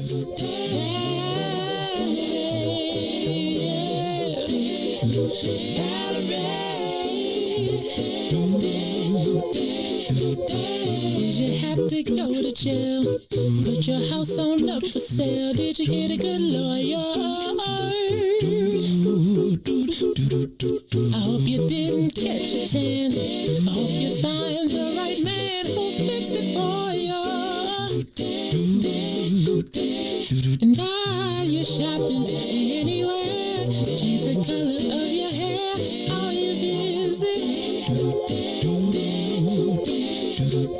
And did you have to pay that fine that you've been dodging all the time? Are you still dizzy? Since I've come home, well, my body's been a mess, and I miss your ginger hair and the way you like to dress. Won't you come on over? Oh, stop making a fool out of me. Why don't you come on over there?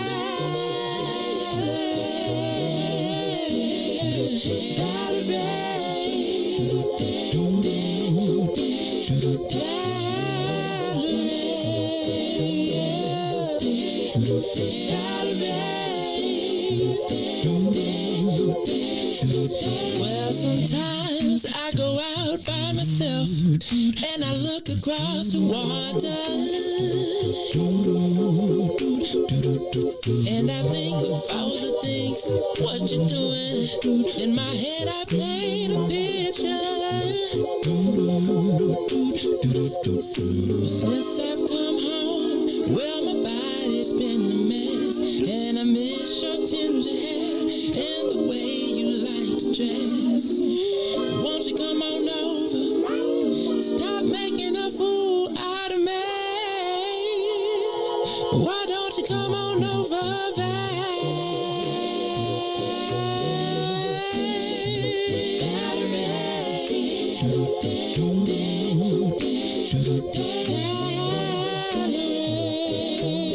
You are listening to the Maze Jackson Show. I'm your host, Maze Jackson. I want to talk about what's going on at the state.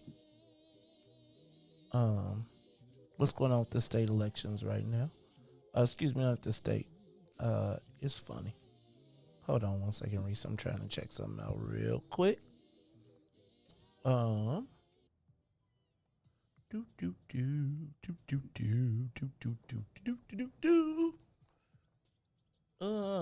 It is the Maze Jackson Show. I'm your host, Maze Jackson. And it is now time to talk about what's going on at the county.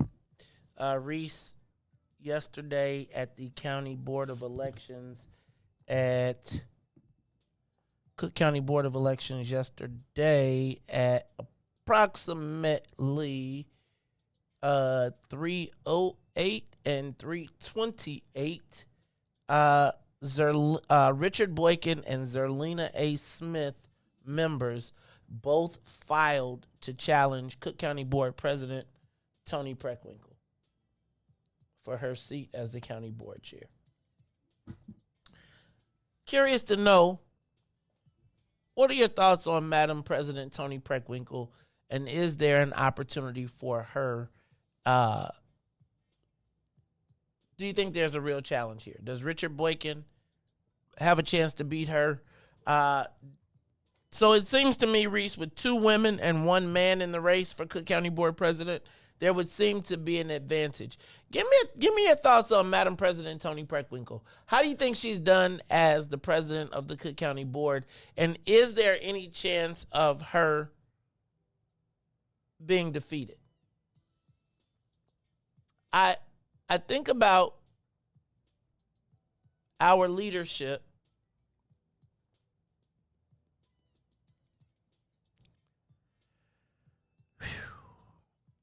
and my question is, if we're going to, for black people, right? Because I think there's a whole different understanding of Madam President Toni Preckwinkle for white people. But I do ask the question of,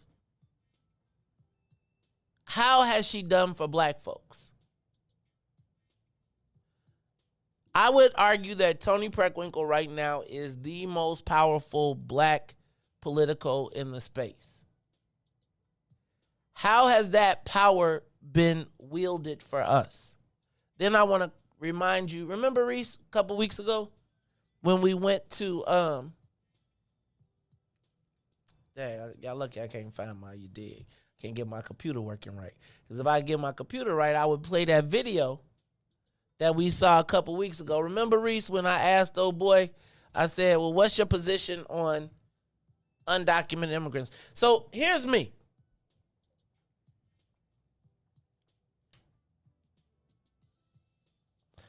How do we find out where our elected officials' interests lie as it relates to black people? Let me take another step.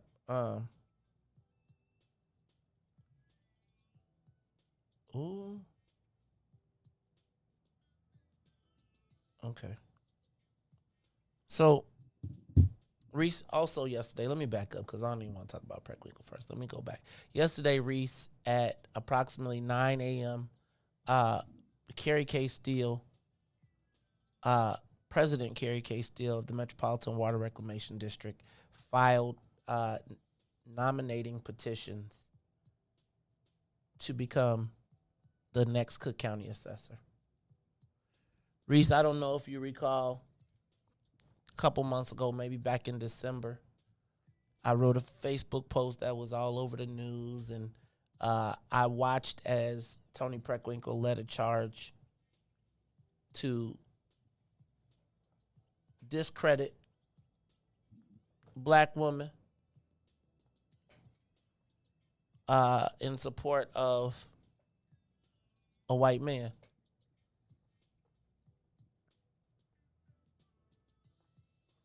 Reese, I think that there was a moment at which President Carrie K. Steele could have listened to the naysayers, maybe 20, 30 people who said she shouldn't run. Yesterday, Reese, when she went to the Cook County Board of Elections, she found 23,000 782 people who said she should. Riis, she filed almost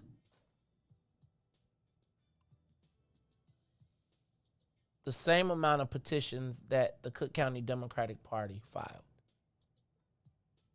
But remember, on their petitions, they had 5 candidates. She had 1. So for their 28,000, divide 28,000 by 5. Right? What's that? A little over 5,000 each. President Carrie K. Steele, along with the Black People First Party, along with a variety of committeemen, Democratic committeemen who were courageous enough to step up and stand behind her, even though the party didn't. Volunteers, people. Riis, yesterday at the Cook County building, 23,000 signatures. You've been on the road with the president. You've seen how people have responded to her. Riis, I wonder, what does it take for the people that represent us to support us in our best interests? If a black woman, and this is the thing that I'm starting to really want to understand, what advantage do black people have with black people in the political process? Will we ever see ourselves as equal or as good as? I was thinking about when I look at Carrie and I see all of the young black women that aspire to be in the political realm, and I wonder, what is their hope and their inspiration if, when we finally ascend to the place, and you've done everything, Riis, you got the degrees, you got the expertise, you've worked, you ran, you've done all of the stuff, you've been a competent leader, a manager. And the people that work to undermine you, even as every major, I don't know, man. I guess I'm going to stop because I'll get in trouble. So I'm going to leave it alone. But I want to tell you how proud I was yesterday to see a people-driven camp. Right? Like, Riis, can I tell you, there's a story I was telling the other day. That as much black people first, what's in it for the black people that I talk about, I am very nervous when it comes to black politics. Because I feel like it's like walking on soft ice. At any moment,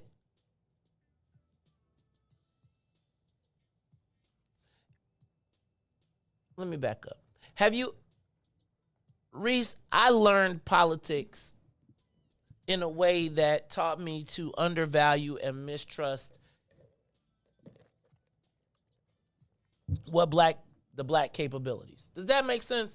Like, I've been taught that because we have been bred with dysfunction, that you can hit certain buttons and the dysfunction will activate and the race is yours to win. I have always been taught to learn to manipulate the worst in us as compared to trying to activate the best in us politically. The game has always been, how do we maneuver or use black people? How do we maneuver or use black people without really having to owe them or even have them be conscious that we're using them?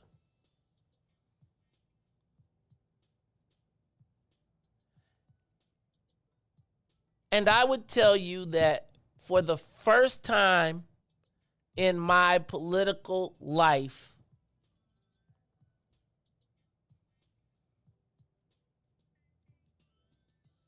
actually saw what the capabilities of a determined group of black people could accomplish. Now, I don't want you to, don't get by no way, shape, or means or any form, is it that my belief is that we got this thing sold up, and I want to be humble, but I also want to humbly brag that when black people were called and given a task, I was scared. And to watch the building and the momentum of what was happening yesterday, to see, y'all, do y'all understand that 23,000, that was 2,500 plus sheets of paper that people went out, Riis, in the cold, in the winter, in the rain, in the snow, in the polar vortexes, not the juicy ones, and put together a political operation. And in that process, instead of kind of falling into the space of doing what, it's like, instead of believing in the wizard, having a crew to say, F that wizard. We can get out here and do the work. And to watch people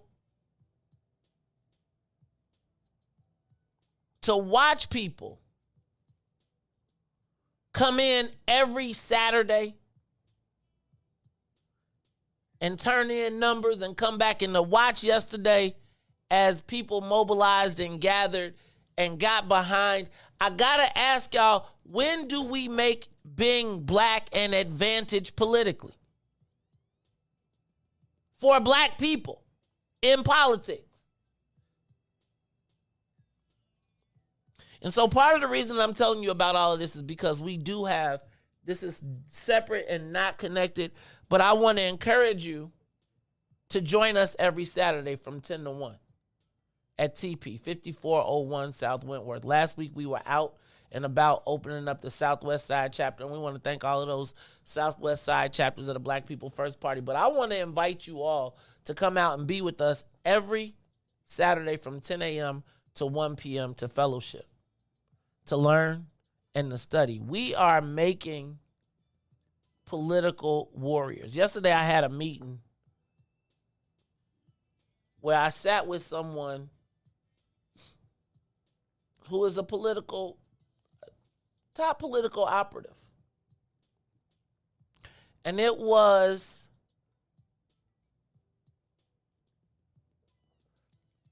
beyond interesting to watch and see how they operated. And I'm telling y'all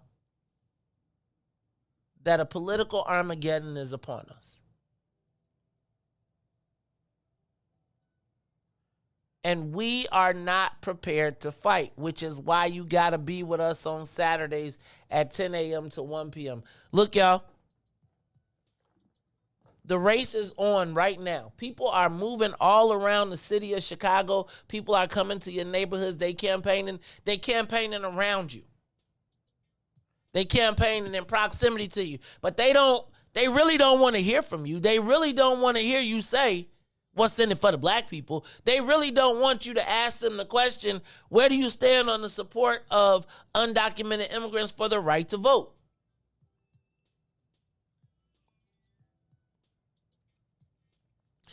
And so one of the things that I want to start doing is really starting to empower us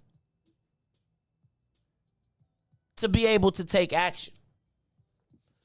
See, I've seen all the comments. Yesterday was the first step in showing not the party, but us, what we have the capability of doing. Riis, with the filing of 23,000 signatures yesterday, almost 4 times the amount of what was needed to be on the ballot, with a combination of, and I'll be honest with you, It was a collection of people that got involved in this. But I think for the first time in a long time, we had the opportunity to see what we could do when we didn't follow instructions, when we didn't do what we was told. And I got to be honest with you. It felt like that John Lewis Good Trouble. It felt like, what y'all... instead of being told what we can't do, we got to start deciding what we will do, what we are going to do. Some of you all don't realize how much faith and energy you give me on a daily basis.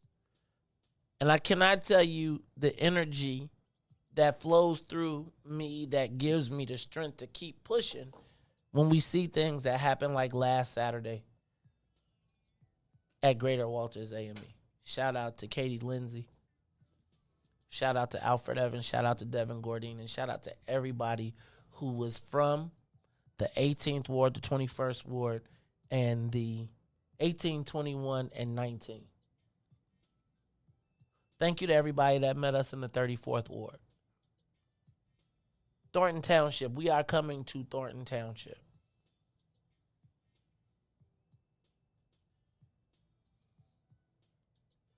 For 4 years, I have been on this radio or on this radio journey talking about what was wrong.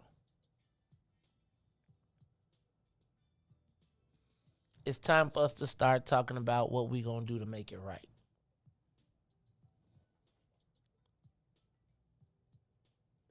This movement, you know, I'm hesitant to call it a movement because I'm always leery. But this movement that we are building, that is building momentum, is coming to a neighborhood or a community near you. Are you ready to put your black self-interest first?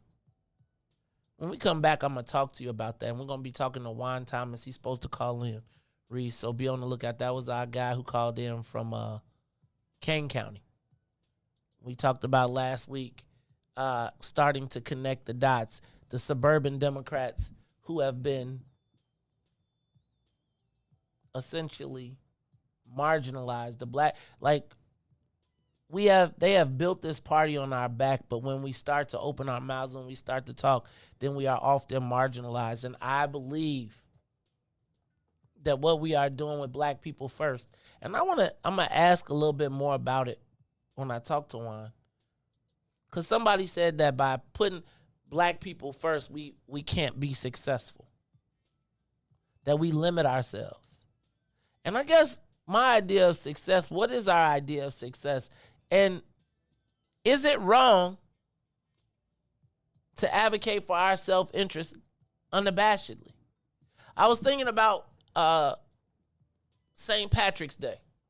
I was thinking about what it means to be Irish or Italian or Polish in Chicago. It's worn with a badge of pride. Do we have that same ability? Right? Like Riis, this past Friday, there was the Irish Fellowship, where every Irish clan came together, good, bad, or ugly, and said, look at our power. Whether you like us or not, whether we like each other or not, today, on this day, we putting on and you putting on green. And you are going to see the full flex of our power. You are coming to Ireland, right? When we go to, it's almost like, I don't know how to explain the difference between, so imagine if there was a Irish Urban League. But the difference is so different. MLI did succeed. And they rebuilding it now. And I think the reason that it succeeded was because they were stealth. I think when you look around, you got to look around and say how many places that used to be black are now Latino. How many top spots how many times did the multicultural affairs person that used to be our spot go? Yes, they were definitely successful. Because they knew that they didn't call it Black First. They called it Metropolitan Leadership Institute, which is why I'm going to ask you, I mean, do we have to hide? One of my things is not hiding. Right? Like, I want when they say, what's in it for the black people? Black people first, that our statement is there. But is that too bold? Should we be more inclusive? Should we not call ourselves black people first? Should we find an innocuous name and then be like, but for real though? That's all stuff that we got to talk about. Plus, I'm looking for Juan Thomas to give us a call today at 8 o'clock. So look, y'all, it's the Maze Jackson Show. We're going to take a quick break. And when we come back, we're going to continue the discussion. Is black people first too black? Can you be successful being black and having black pride in Illinois? We'll talk about it when we come back. The Maze Jackson Show. We'll be back after this break. Maze Jackson. What's up, Chicago? This is your man, Maze Jackson, host of the Maze Jackson Show. You hear me every single day ask the question, what's in it for the black people? Well, finally, y'all, we've got an answer, and it's called the Black People First Party. Meet us every Saturday from 10 a.m. to 1 p.m.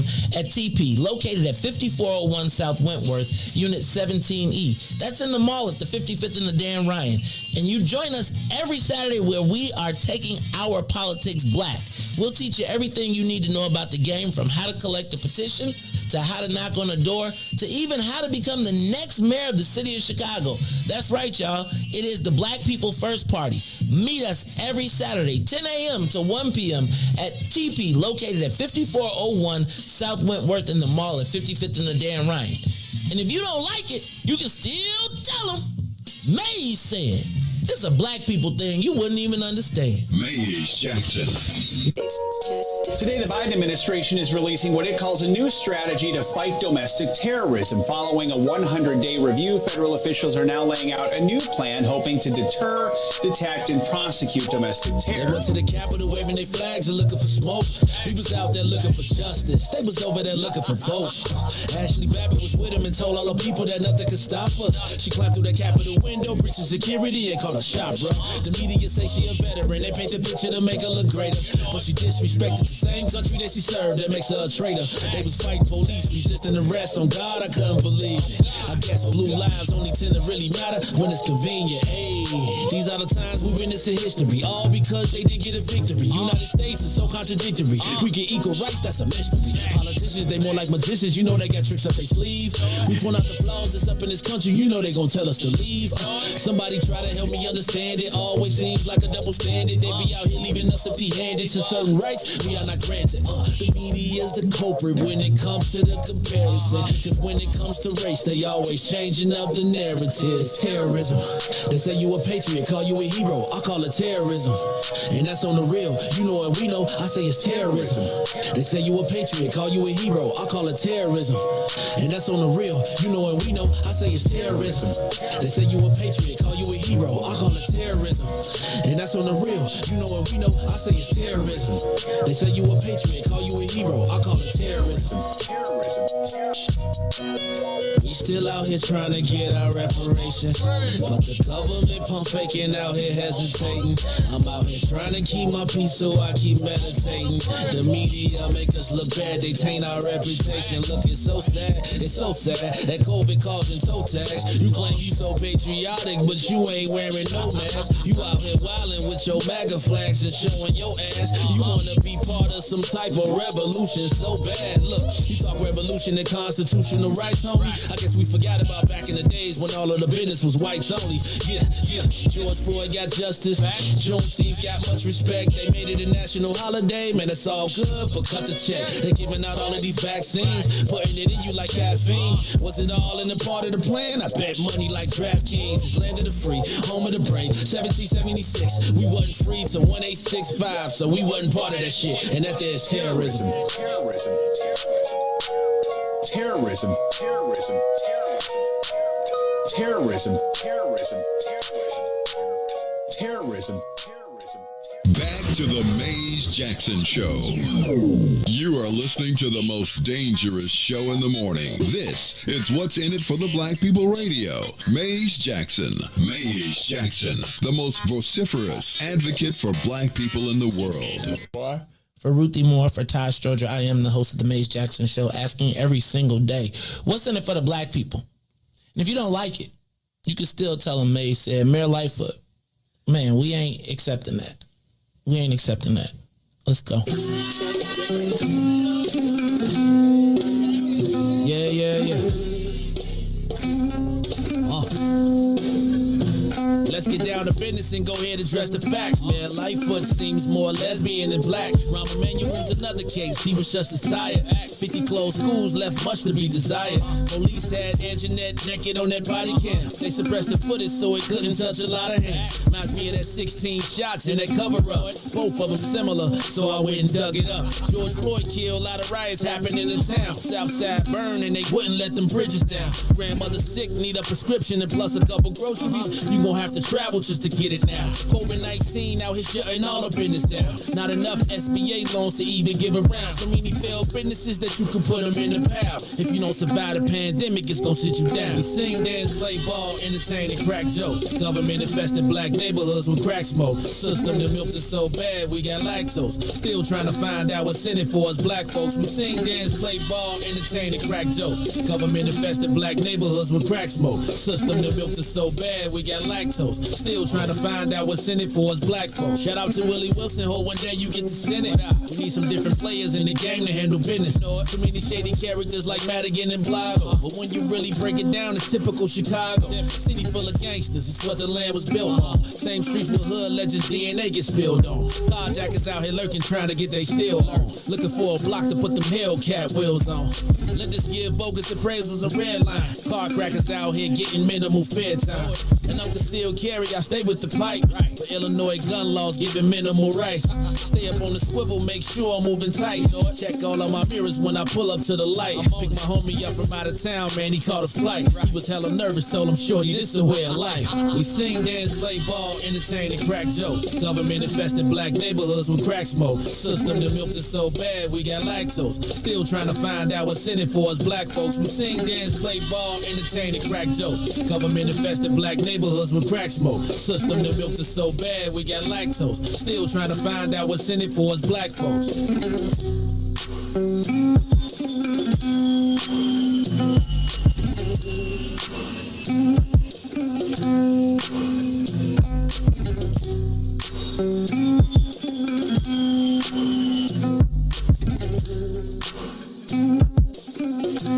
Wake up, Chicago.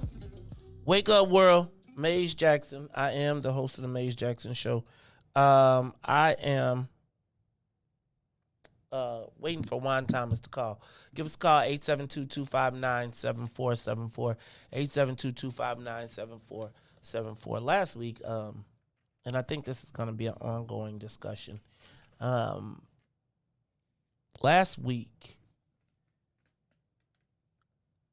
in the last 2 weeks, we've seen the tumbling of the Democratic power infrastructure. And it's coinciding with an upcoming gubernatorial election. I believe that we're right now in the middle of a political Armageddon in which the soul of the party will be determined for the future. And even as the biggest as the base. When the Democratic Party says the base is the black people, because we are essentially the only people who do not have a choice. So the Democrats know that they start with a 90 in the black community. 90. Really 95.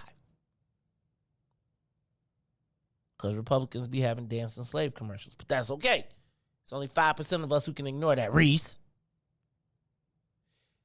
But I do think that I have, on this show for a very, very, very long time, suffered as a disgruntled Democrat. I'm going to be honest with you. I've been seeing some tweets and I've been watching the media this week, even as they take cracks at Willie Wilson as my wife. It seems to me that there is this standard for black folks in politics that is, Negroes, do what you are told. Be good Negroes, be good Democrats. Don't ask no questions. We know what's best for you, which is not economics. And you show up and rescue us, while white folks, while we go out and spend our money and spend our time courting white folks, the quote-unquote undecided. I really honestly thought that that might have been only a Chicago thing. And then the phone rang. And we get president of the Bar Association, top black dog out in Kane County out there, and he tells us about his experiences. And it seemed like, I was like, brother, that sounds like some of the same experiences we got.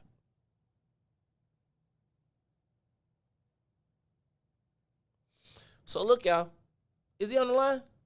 We are going to talk to him again, because I think that this is an ongoing conversation. And I think we got to connect the suburbs to the city and this Black People First movement, and start connecting the dots and realizing that we are black first, regardless whether you conservative, liberal, whether you Democrat, whether you Republican. We have got to start talking about black people first. Here to talk to us some more, to continue our conversation or to take off from somewhere else, is brother Juan Thomas. Juan, welcome back to the Maze Jackson Show, brother. How you feeling? Good morning, Maze. How you doing, my brother? I'm great, as Tony the Tiger would say back in the day when we was kids. But I'm gonna be honest with you, I'm not so great. I was reading this story in the paper today, Juan. And when they, the story I read was about the Black Caucus, and I was watching the marginalization of us in our face. And it's kind of like, once again, here we are getting dissed in our own face. Right. And the story in the Sun-Times said, the map is backed by 33 alderpersons, 8 short of the 41 needed to avoid a referendum. It was drawn for, as if black people can't participate, for the Rules Committee and the Black Caucus by Mike Casper, who spent decades as an election law expert for now deposed and indicted Illinois House Speaker Michael Madigan. And I said, Juan, to myself, last week I thought that the Democratic Party might be rigged against us, but that was a story from the Sun-Times, which is essentially the black paper, and they seem to be working against us too. Juan, how do we get to a place, how did we get where we are right now, in your estimation? My brother, as I told, first, let me just say how much I appreciate you letting me call back in and share with you and your listeners. You, as I teased you last week, you and your frat brother, Joe Madison, are my morning wake-up calls every week, every day. I go between you and Joe Madison, and he says this all the time. Black people are undervalued, underestimated, and marginalized. It's historic, it's systemic, and sadly, we have been ingrained to the point where we do it to ourselves. And it is not just in Chicago, Cook County, it's throughout the state of Illinois and the country. I just wanted to share with you this morning, and I listened to your conversation. This past week, I was reminded of what you're talking about when I had a conversation with a very prominent member of the Illinois General Assembly, member of the Black Caucus, who I will not name today without their permission in the future, but to protect their identity and what they shared with me. Mays, do you know what they told me was the biggest resistance to the Black Caucus's agenda in Springfield? It wasn't the Republicans. It was the suburban Democrats. The 19. The suburban Democrats are the biggest impediment to moving the Black agenda forward in Springfield. They expect the Republicans to be against our agenda, but it's the suburban Democrats that give them the most heat and the most hell. And you remember last year when they passed the 4 pillars of the Black Caucus agenda? Yes. The third one was economic access, opportunity, and equity. Out of that came a bill that called for the creation of a commission on equity and inclusion. That commission is geared towards making sure that state contracts go to minority and women-owned businesses. Do you know this member of the caucus told me that the governor's office, you talked about how to hold JB accountable. Here's an issue. They have not put full representation on that commission. There are 7 seats on that commission. I want your listeners to hear this. 7 seats. 4 of them can be filled by Democrats. Right now, only 3 of those seats are filled. 4 are not filled. The chair is a sister, a good Delta sister, named Kelly Keys. The other seat is Emily Rivera, who works for the city clerk, and a gentleman by the name of Daniel Reinich. 4 seats are not filled. And according to this member of the legislature, J.B. Pritzker's office has been slow and resistant to fill all 4 seats on this commission, the remaining 4 seats. Mays, this commission is a paid commission. The chair makes $128,000 a year. Each member makes $121,000 a year. And this commission, again, is called to make sure state contracts are diverse in terms of people of color and women. But the governor's office has been slow to empower this commission. Let me stop you. One of my mentors. Let me stop you real quick, Juan. And I want you to hold it, pause, put a pin in one of your mentors.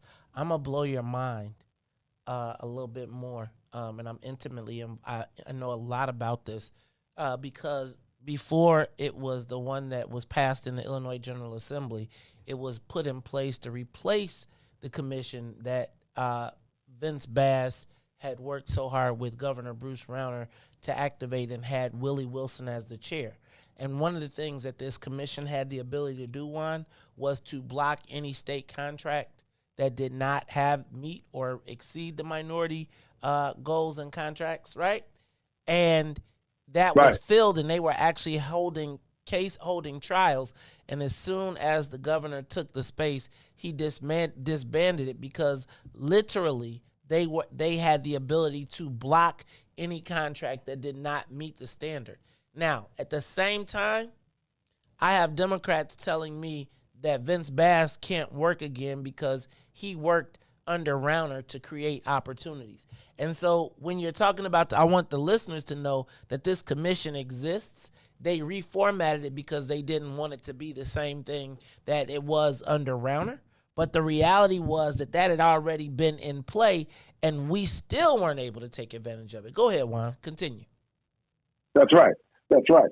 And so now, in this election season, one of the conversations that we ought to have as Black Illinois voters is what commitment does the governor and all those who are running for governor have in putting state contracts and providing opportunities for Black-owned businesses in the hands of Black-owned businesses and others who can do the work. I have been on calls with the governor where he's talked about his commitment to diversity, equity, and inclusion. I've heard Black Caucus members talk about this as well. But here you have a program, a policy, and as you say all the time, wealth is legislated.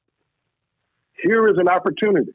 Here is a commission that is called to do this work, but the governor has not filled all the seats. And for 7 people, it's a pretty decent salary that are called upon to do this work. And so I think it's imperative in this election season that we drill down and not allow any state candidate for governor or any other office to placate us, to kind of, as you said, campaign around us and not speak directly to these issues. Out here in Aurora, I got an email this morning from our local Democratic Party. And on September 10th, we're having a Salute to Labor picnic. Every year, they do a Salute to Labor picnic. When they go talk to labor, they don't talk about everybody who's got a job. They talk about labor issues. We're committed to supporting labor with respect to their agenda. When you talk about should we, back down or, finesse it a different way, when we've tried that, that hasn't worked either. Because as soon as we start talking about everybody and all, somehow we get locked out or left out of the conversation. So I would not want us to back down on talking about Black people first. Every other group talks about their agenda first. And if we can have a labor, a picnic in salute of labor, why can't we have a picnic in salute of Black people? Supported by and sponsored by the Democratic Party. The fact that Lori Lightfoot and JB were booed by the Southside Irish folks last week speaks to the fact that they have issues that they feel are not being addressed. But as you well know, we've been taught to be polite, to be courteous, to be forgiving. They play into our faith tradition of forgiveness and being Christ-like. And quite frankly, as a person of faith, I'm tired of being manipulated by those who don't have our interest in heart. And so I was very disappointed to hear from my friend in the legislature that their biggest headaches come from suburban white Democrats and oftentimes a governor's office who says the right things from time to time, but when the doors are closed, time to do the deal, he's slow to move on our issues. And so this is an opportunity for us to really engage him and connecting this back to my hometown mayor to the extent that Richard Irvin runs a campaign trying to talk to Black people. And I've yet to see that, but I think he may try to open up that door, knowing him. We have to say to JB, it's easy to dismiss Richard as a Republican, a Trumper. That's convenient and easy. But before we do that, JB, what about this commission? What about cannabis? What about gaming? I'm being told in Springfield that the gaming and the cannabis bills aren't going to move in any substantive way this session before April 8th to truly create opportunity for Black people. That's what I'm hearing. I'm hearing the same thing. And again, Juan, I'm hearing the same thing, and here's the challenge. The challenge is all of the same people, and you can't tell me it can't move because they're moving a bill right now to stop people from having to be able to have drug tests be against them, right? So we know that they can pass what they want. Now, and I would tell you, and I think Dr. Audrey, and I'm looking at her in the comments, hit why that commission on the head, he doesn't want to fill it, is because wouldn't that commission then be able to say, what are you doing, cannabis? Wouldn't it also be able to say, what are you doing, gaming? Yes. And what happens when you get the rebel board member who is still telling the truth and you've installed them? So keep it, again, what they're doing exactly what they want, which is to run the clock out. Look, by the time we finally do open up and get past these lawsuits and get a piece of cannabis, y'all will have taken 300 million selfies with JB and tell him how popular he is in our community, and we won't, and he'll still be like, they ain't mad about it. They not mad. Right. Right. And we got to get mad. So I think, politics at its best, Maze, is about, it starts with education. We have to educate our community about these, what I call these inside baseball issues. Because oftentimes our Democratic friends want to just focus on the first pillar of what they can do as politicians. People in public office can do three things for the community. They can vote on policy, but the other two are give out jobs and give out contracts. Those are the three things an elected official can do. That's all. Vote, jobs, contracts. We often get stuck on voting. So they vote the right way on legislation. They vote the right way on voting rights. They vote the right way on criminal justice reform. But when it comes to jobs and contracts, when it comes to our community, they're slow to act. And that's where our white colleagues, particularly the Irish community, the Latino community, other groups, they focus on. And we've got to focus more on jobs and contracts, particularly contracts. That's where wealth is generated. Exactly. And as you know, government has created, right? Government has made all kind of our white friends multimillionaires. Twice. Multimillionaires. Twice over, right? And so the education is critically important. The education is critically important because we get duped too often by, and I live this, I see it every election cycle. These white Democrats come into our communities, they quote Dr. King, they lift up Barack Obama, and we fall in love. But when it comes to jobs and contracts, nothing. And then here's the other thing. And this is what I'd like to talk to you about publicly and offline. Why are they offended when we raise these issues? They get mad at people like you and me when we start talking about contracts and jobs. They blackball people like you and me when we start talking about jobs and contracts. I think they should be asked on the record. Why are you hating on Mays Jackson and Juan Thomas when they talk about contracts for black people? Why does that offend you so much?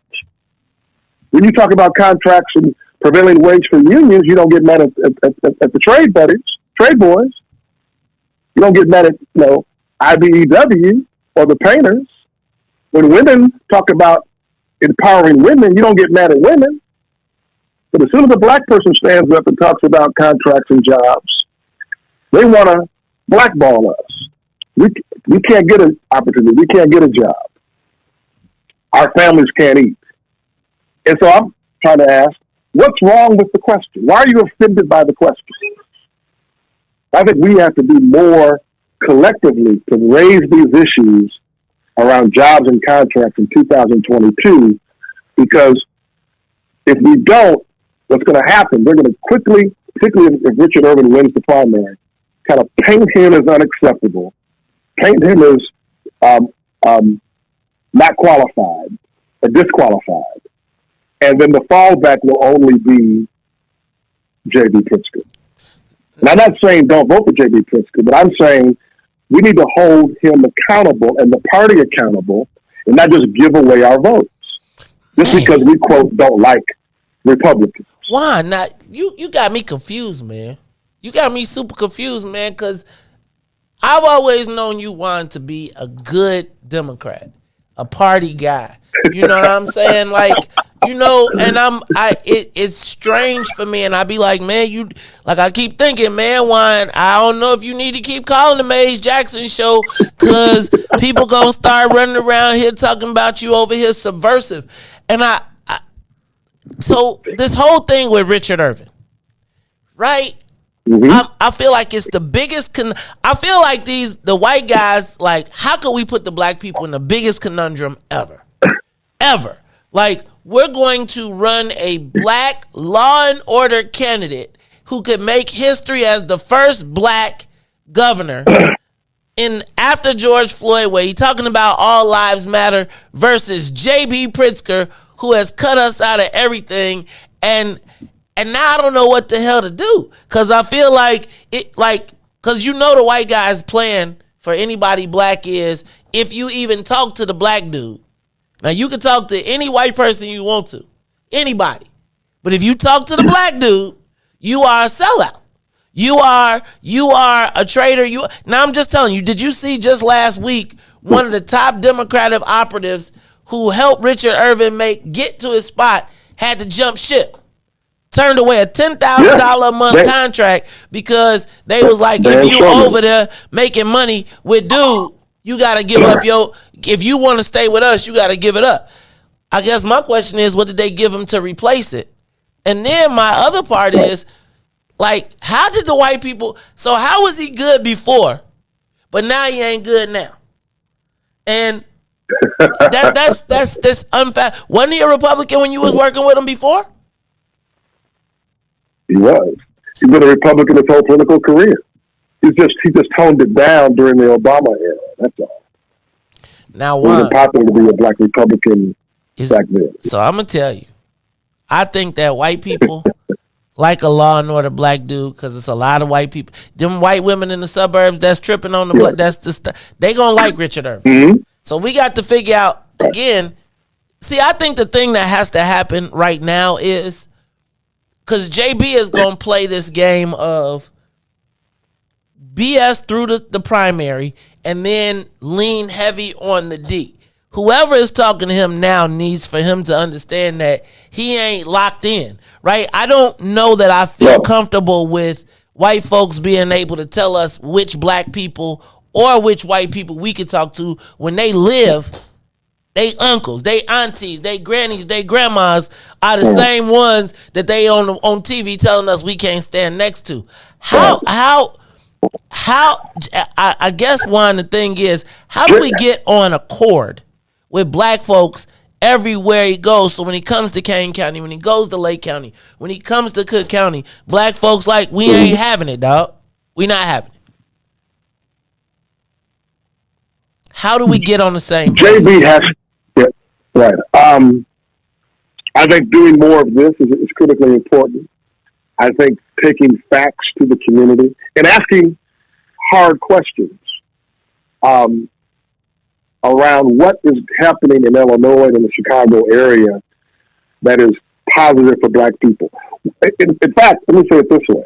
We may have to localize this election because what JB will probably do would just try to nationalize it by putting Richard with Trump. And the black folk I've been talking to the last few weeks about this, the most difficult thing about Richard's campaign is he a Trump Republican or is he in the tradition of a Colin Powell or maybe a moderate version of a Mitt Romney? And that's an important question that Richard's going to have to answer. But in terms of localizing this election on Illinois and Chicago and Cook County and the Chicagoland area throughout the entire state, I think we have to ask black Illinois voters, what has been the benefit to our community for continually to support the Illinois Democratic Party? And yes, I have tried to be a good Democrat. I have tried to support and work with the party for decades. But when I'm in the room and I ask my version of what's in it for the black people question, my white Democratic friends get offended. They don't like that question.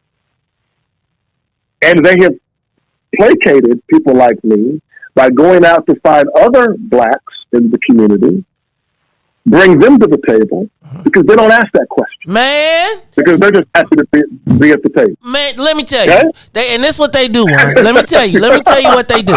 So then they say, damn, we probably got to answer that question. But if we do, we can't answer with that nigga right there. Right? So then they go find somebody else. Right. And then they go pile on them. And they say, see, we got to answer for it. But he ain't really asking the real question. He just happy to be on the play. Man, that's you know what? The game. They play this game all the time. Malcolm X talked about this. As soon as a black person says something, what do white folks go out and do? Go out and find another black person to contradict what that black person said.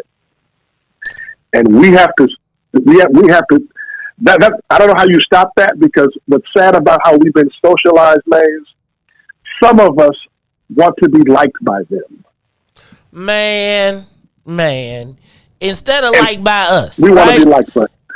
Man, that's right. Not liked by us. Look, I want to go sit. Like, they want to go sit at the white people lunch table and sit in the corner at the white people lunch table instead of being at our table where we got all the athletes, all the jocks, all the best everything, but you'd rather go sit at the white people table. Juan? Right. That's why you got to call us next Tuesday. Go ahead, Juan. And Mace, you and I also know this. We're not trying to take anything away from white people. All we're asking for is our share of the pie. We want to eat too. We want to feed our families, send our kids to school, go out to have a nice dinner, be able to pay our mortgage, be able to invest in our organizations. You know, you and I can joke about this all day, but last time I checked, my dues for my prep ain't free. Are yours? No, man. No, and they just went up again. These people tripping. I was like, I want to do life membership. They was like, oh, we just had an upgrade. Dang, I missed the package. Look, man. Why? I didn't think to be a Sigma was free. I know you can't be a Q for free. You know, the road is long. Let me tell you. So look, Juan, we got to continue this, because I think, and here's what I'd like you to do. What I'd like you to do is start to think about who are the other black Dems in the suburbs. Look, y'all, I think we gotta convene, brother. I think that there's got to be, like, in the political I need to come check you out on Saturday morning. Man, I'm gonna tell you what. I will tell you what. You will be in a room full of, we calling them Green Berets. They gonna be Navy SEALs by the time we through with them. But there are people that are tired, and I'm telling you, I don't care whether you're Democrat. I don't care whether you're Republican. I care that when you walk in the room, you ain't worried about getting liked by them, right? And know that you have a support network that when you stand up. See, the problem is, Juan, when it's you, then they could take a whack at you, right? They be like, oh, it's just Juan crazy. If it's me, oh, it's that crazy Maze. Juan done started hanging out with Maze, and they both crazy, so cut them off. But when they look up and they see that it is that, no, they not crazy, and you really want to deal with them before you have to deal with, before the castle walls come down, you might want to start listening to the people. Juan, you got to call us back, and what you also got to do is you got to find me some more people in the suburbs, out in those collar counties, because we got to connect the dots. And look, we gonna come out. We won't make it like where you get in trouble.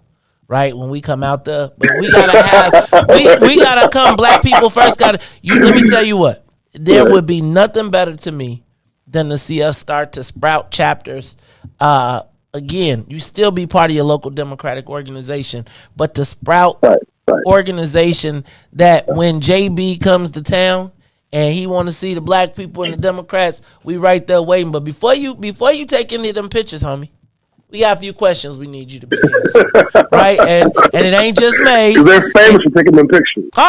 You know they'll take a selfie in a minute. This is the governor. Come on. I'd be like, look now. Right. And then he leave like, look, I was popular. Y'all wanted to take a picture with me.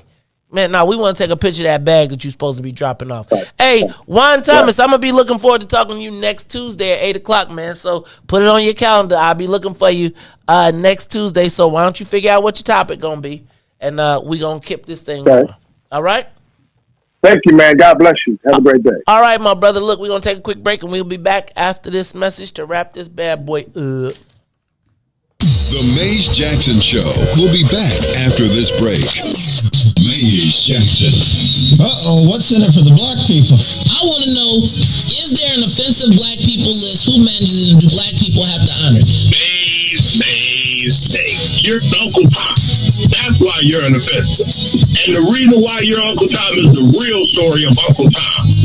How he worked for his freedom, and then the slave master reneged on him and wouldn't let him get his freedom. So you know what he did? He left. You're messing with the church's money. You were smart enough to work your way off, so you offended the white folks, and then you offended the black folks because your ass left. And because they they wouldn't.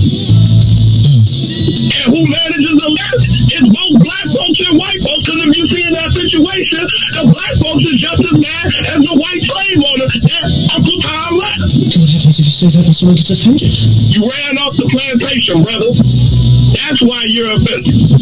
That's all I got, brother. Keep being offensive. Thank you. Maze Jackson. And now, traffic and weather. I love being black. Do you love being black? Yeah, I love being black. Hey. Good morning. What's in it for the Black People Media family? It's now time for your traffic and weather report with Rich the Rule as we head over to the Kennedy.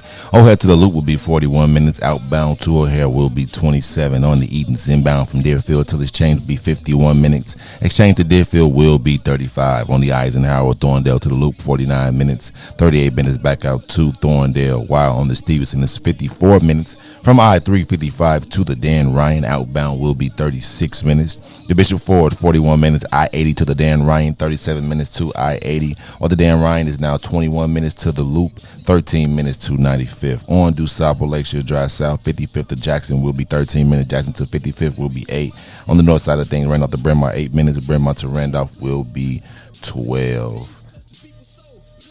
Let's head over to the weather. It is currently 39 degrees and partly cloudy. Today will be a high of 46 with a low of 37. I'm Reach the Rule, and I love being black here on the Maze Jackson Show. Total reconstruction of our mental stigma. This ain't a game, boy. Still they think I'm talking about Nintendo's, that's a shame, boy. Augment reality, better fix your brain, boy. I love my people, hope they love me black. I'm going hard and ain't no holding back.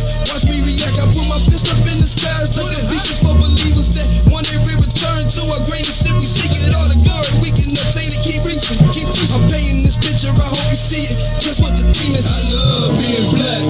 We turning up, I love being black. Say it loud, man, I love being black. One more time, I love being black. Hey. Well, how about you to sing these tunes too? Customize for you a little something you can groove to. Feeling good about yourself, melanated, mood muse. Always service humble pie, we don't care about who's who. Light brown or dark skin, this right here's for you too. We are the gods of the earth, living proof truth. Say it loud if you black and proud, I salute you and that's a fact. Where you at? Let me hear you say it back. I love being black.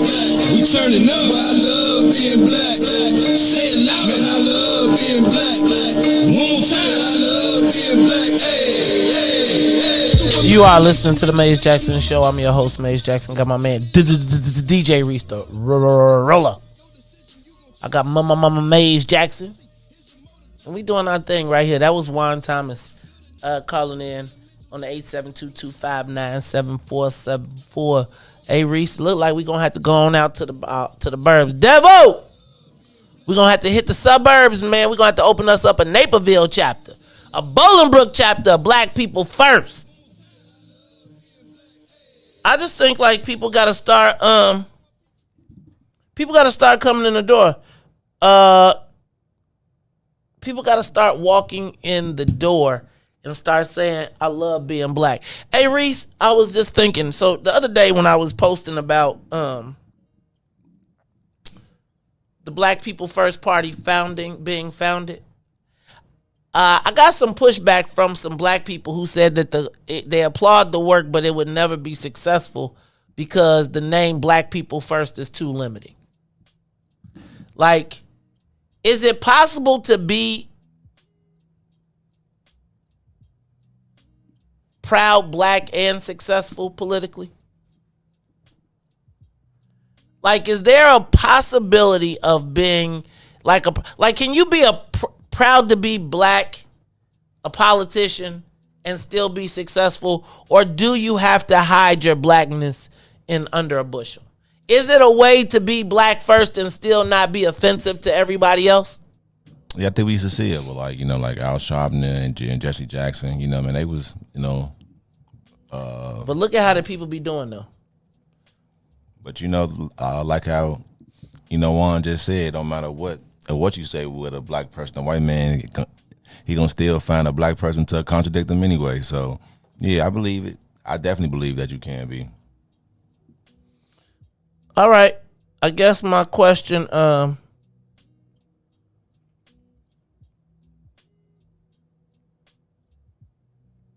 I guess my question is, realistically, do you think calling it black people first is a bad thing? I think some people will see it like that, especially in the world today with it, like the cancel culture and all that other stuff. So So like you could cancel black people? No, but you know what? It's in a day where where everything wants to be equal.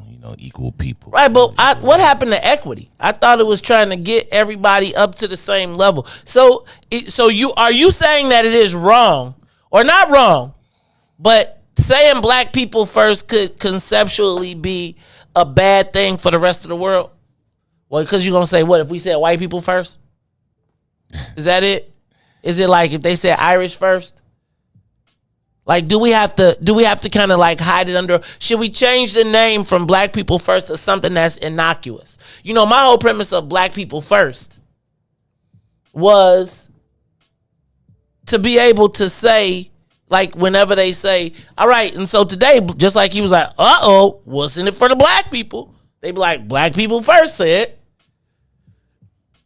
But I wonder, because even Black Lives Matter was soft. It's like, please forgive us. Like, I feel like you can't be strong. You cannot be saying with your chest because it could be offensive to people. Should we continue to call it black people first? Or should we be like, black people kind of? No, I think you do it. It's all about the objective of what you guys are doing. Give us a call, 872-259-7474. Is black people first too limiting? Will it scare black people from participating? Like, part of this whole show is like, what is the advantage to being black with black people politically? That white people know how to use us with black people? Because think about it.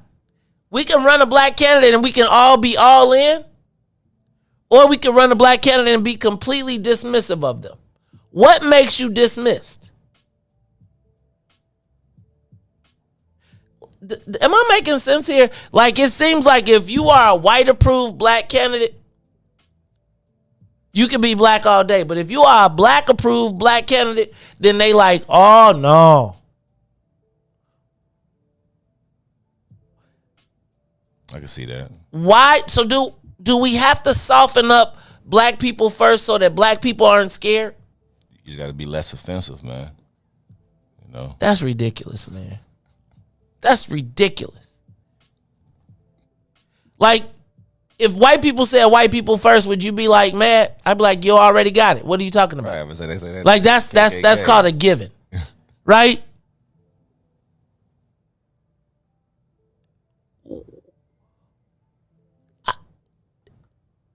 Can you boldly proclaim your blackness without it being offensive to someone else?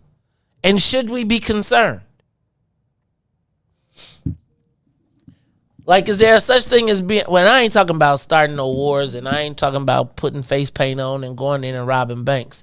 But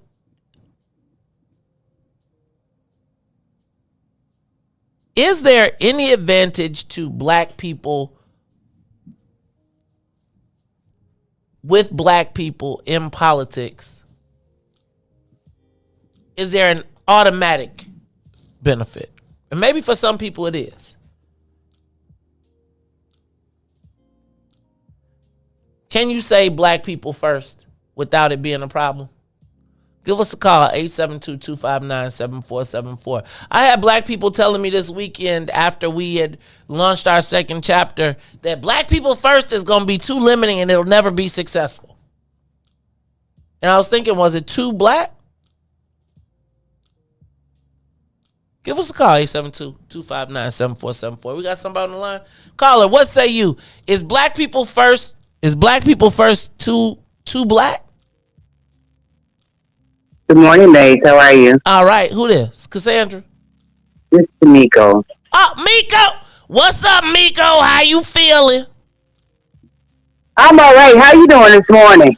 I'm a little tired. Poke your chest out. It's okay. You said what you say?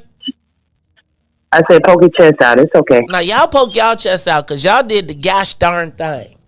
right? I'm gonna tell you, Miko.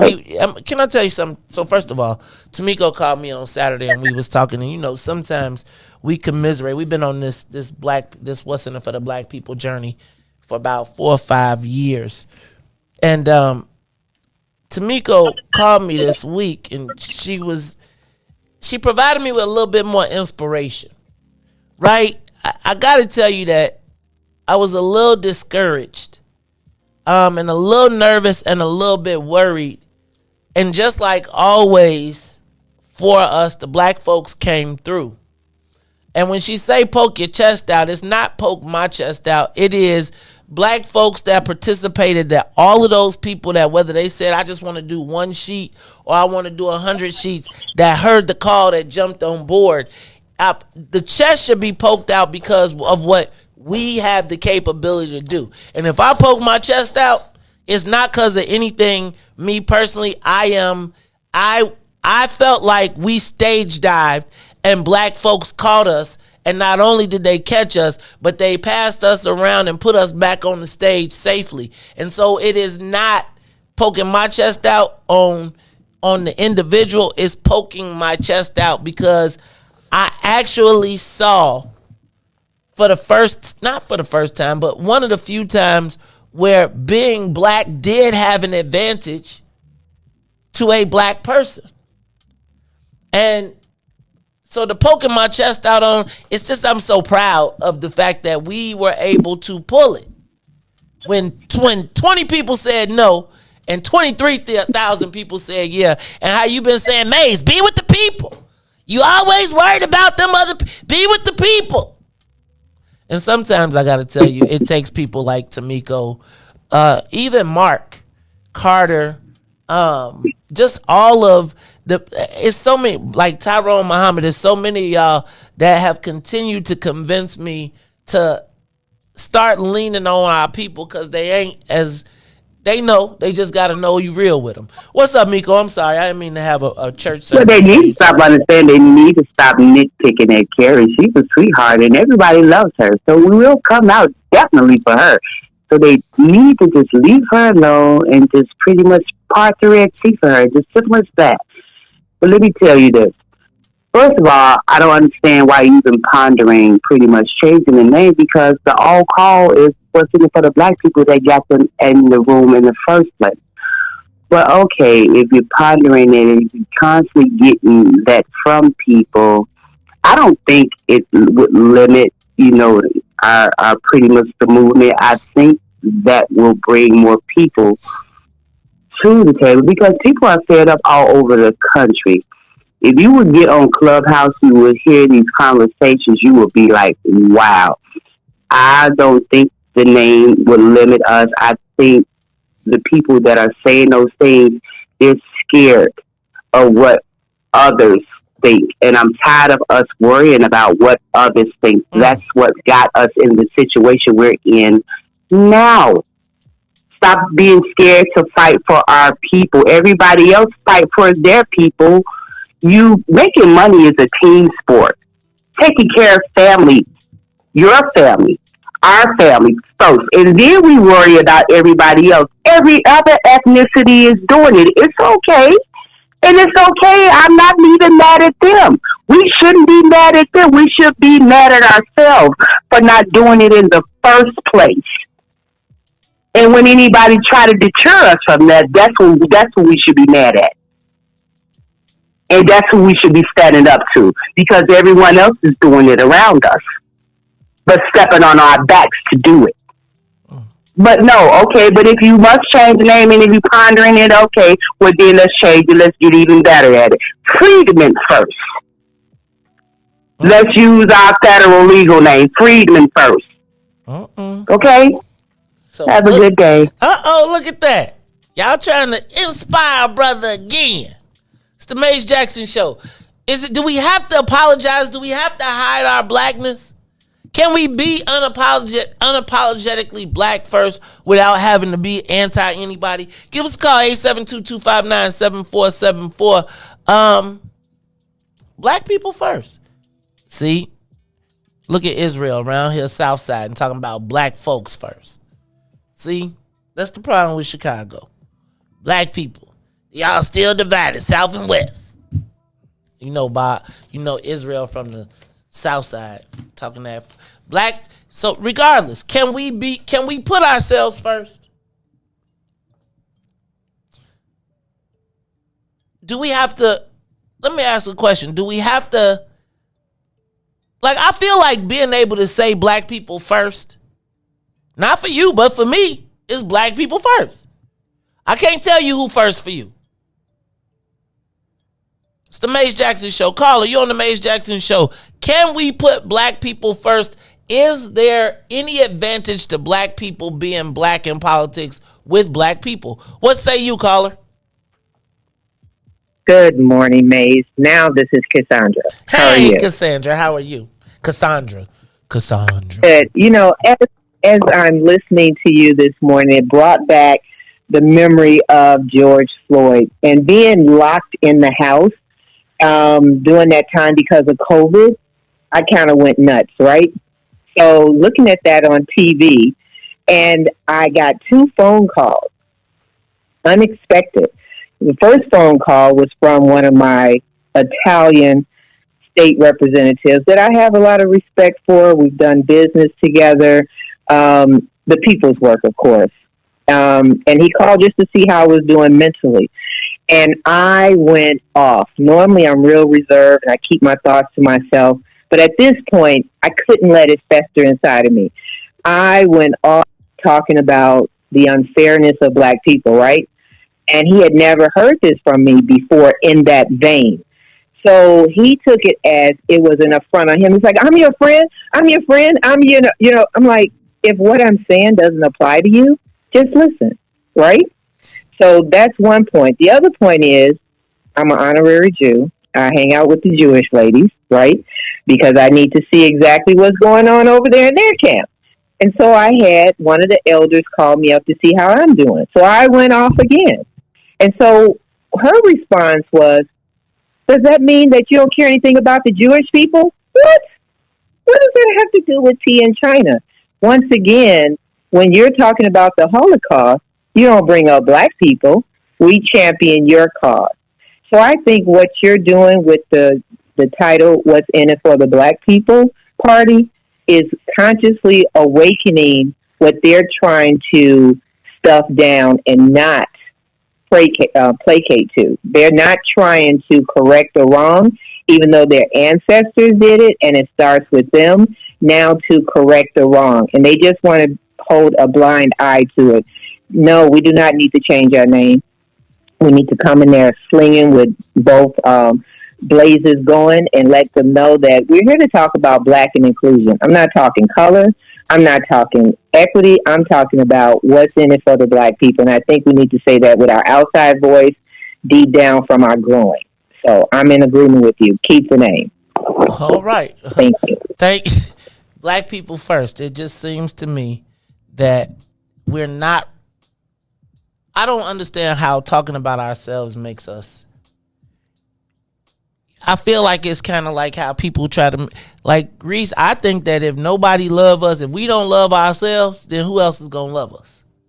And I often feel like we are tricked into this space of having to mute ourselves to make everyone else comfortable. But did anybody, they dyed the whole river green. Is this thing on? They dyed the whole river green. Y'all was trying to do Sabo. They did. That's a good point. They dyed the whole river green, and they was gonna pay $40 million for you not to say DuSable Lakeshore Drive. Think about that. They died though, and they do it every year, and it's like it's they right. Could you imagine if every year we decided we want the red, black, and green the river? They'll be like, "What is y'all doing? What are you talking about? You don't do that." Riis, think about the gravity of that. Every year. And I was just thinking about, like, people actually telling us we gotta be, it ain't died for no Juneteenth. They gonna be like, it's gonna be white paddle boat day. And the white folks gonna be like, if y'all don't get that mess up out my way, I'm trying to paddle my canoe.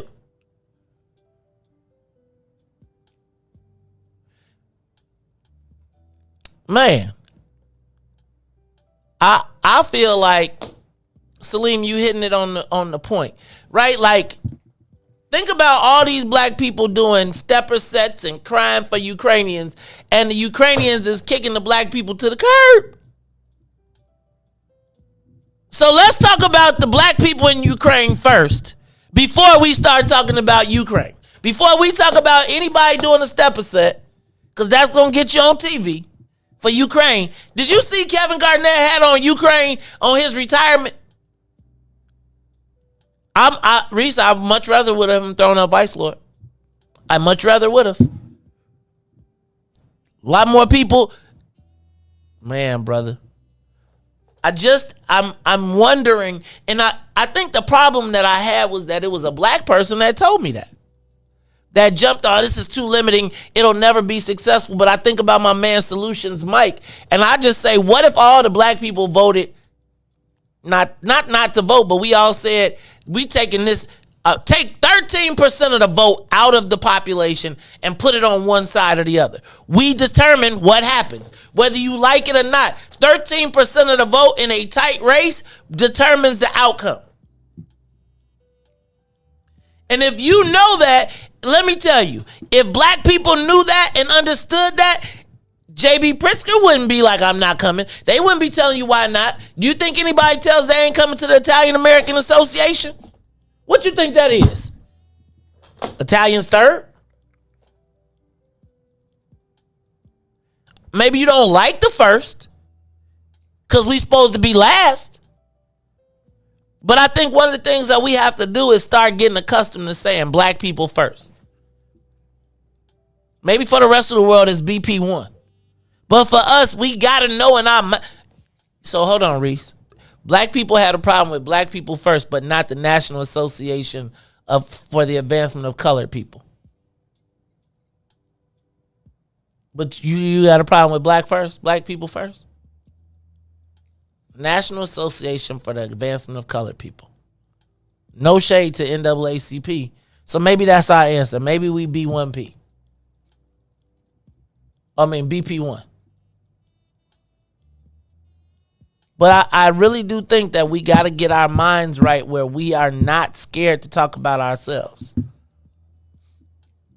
And you said if it was, Salim said if it was Clarence Thomas versus Bernie Sanders. So black people first don't mean you can only be the black candidate first. It's like you got to put our interests first. If you come talk to us, we're talking about our interests first. So if Bernie Sanders come in and talk about black people's interests first versus Clarence Thomas, but they wouldn't be in the same place. Remember that, Salim. See, you mixing legislative and judicial. They got to be in the same branch. Got to compare apples to apples. I know you're a philosopher. You're a philosopher? Yes. Yes. Hey, y'all, this is the Maze Jackson Show. It has been a humdinger. I had to fight to get through this one, but we made it. So, look. What's tomorrow? Wednesday? It's hump day. It's week 304 Wednesdays. Man, we ain't even had to spray the seats down in a minute. No plastic on the chairs. I'm starting to feel it. So ain't nothing sticky. Starting to feel a certain way. But it is the Maze Jackson Show, so I'm going to be up out of here until tomorrow. So for Maze and Riis and Ruthie, I am the host of the Maze Jackson Show, where we ask every single day what's in it for the black people. And if you don't like it, you can still tell them. Maze said. Shout out to the mayor and our lucky leprechaun, Lori, for hanging out with us the whole day. We'll be back tomorrow.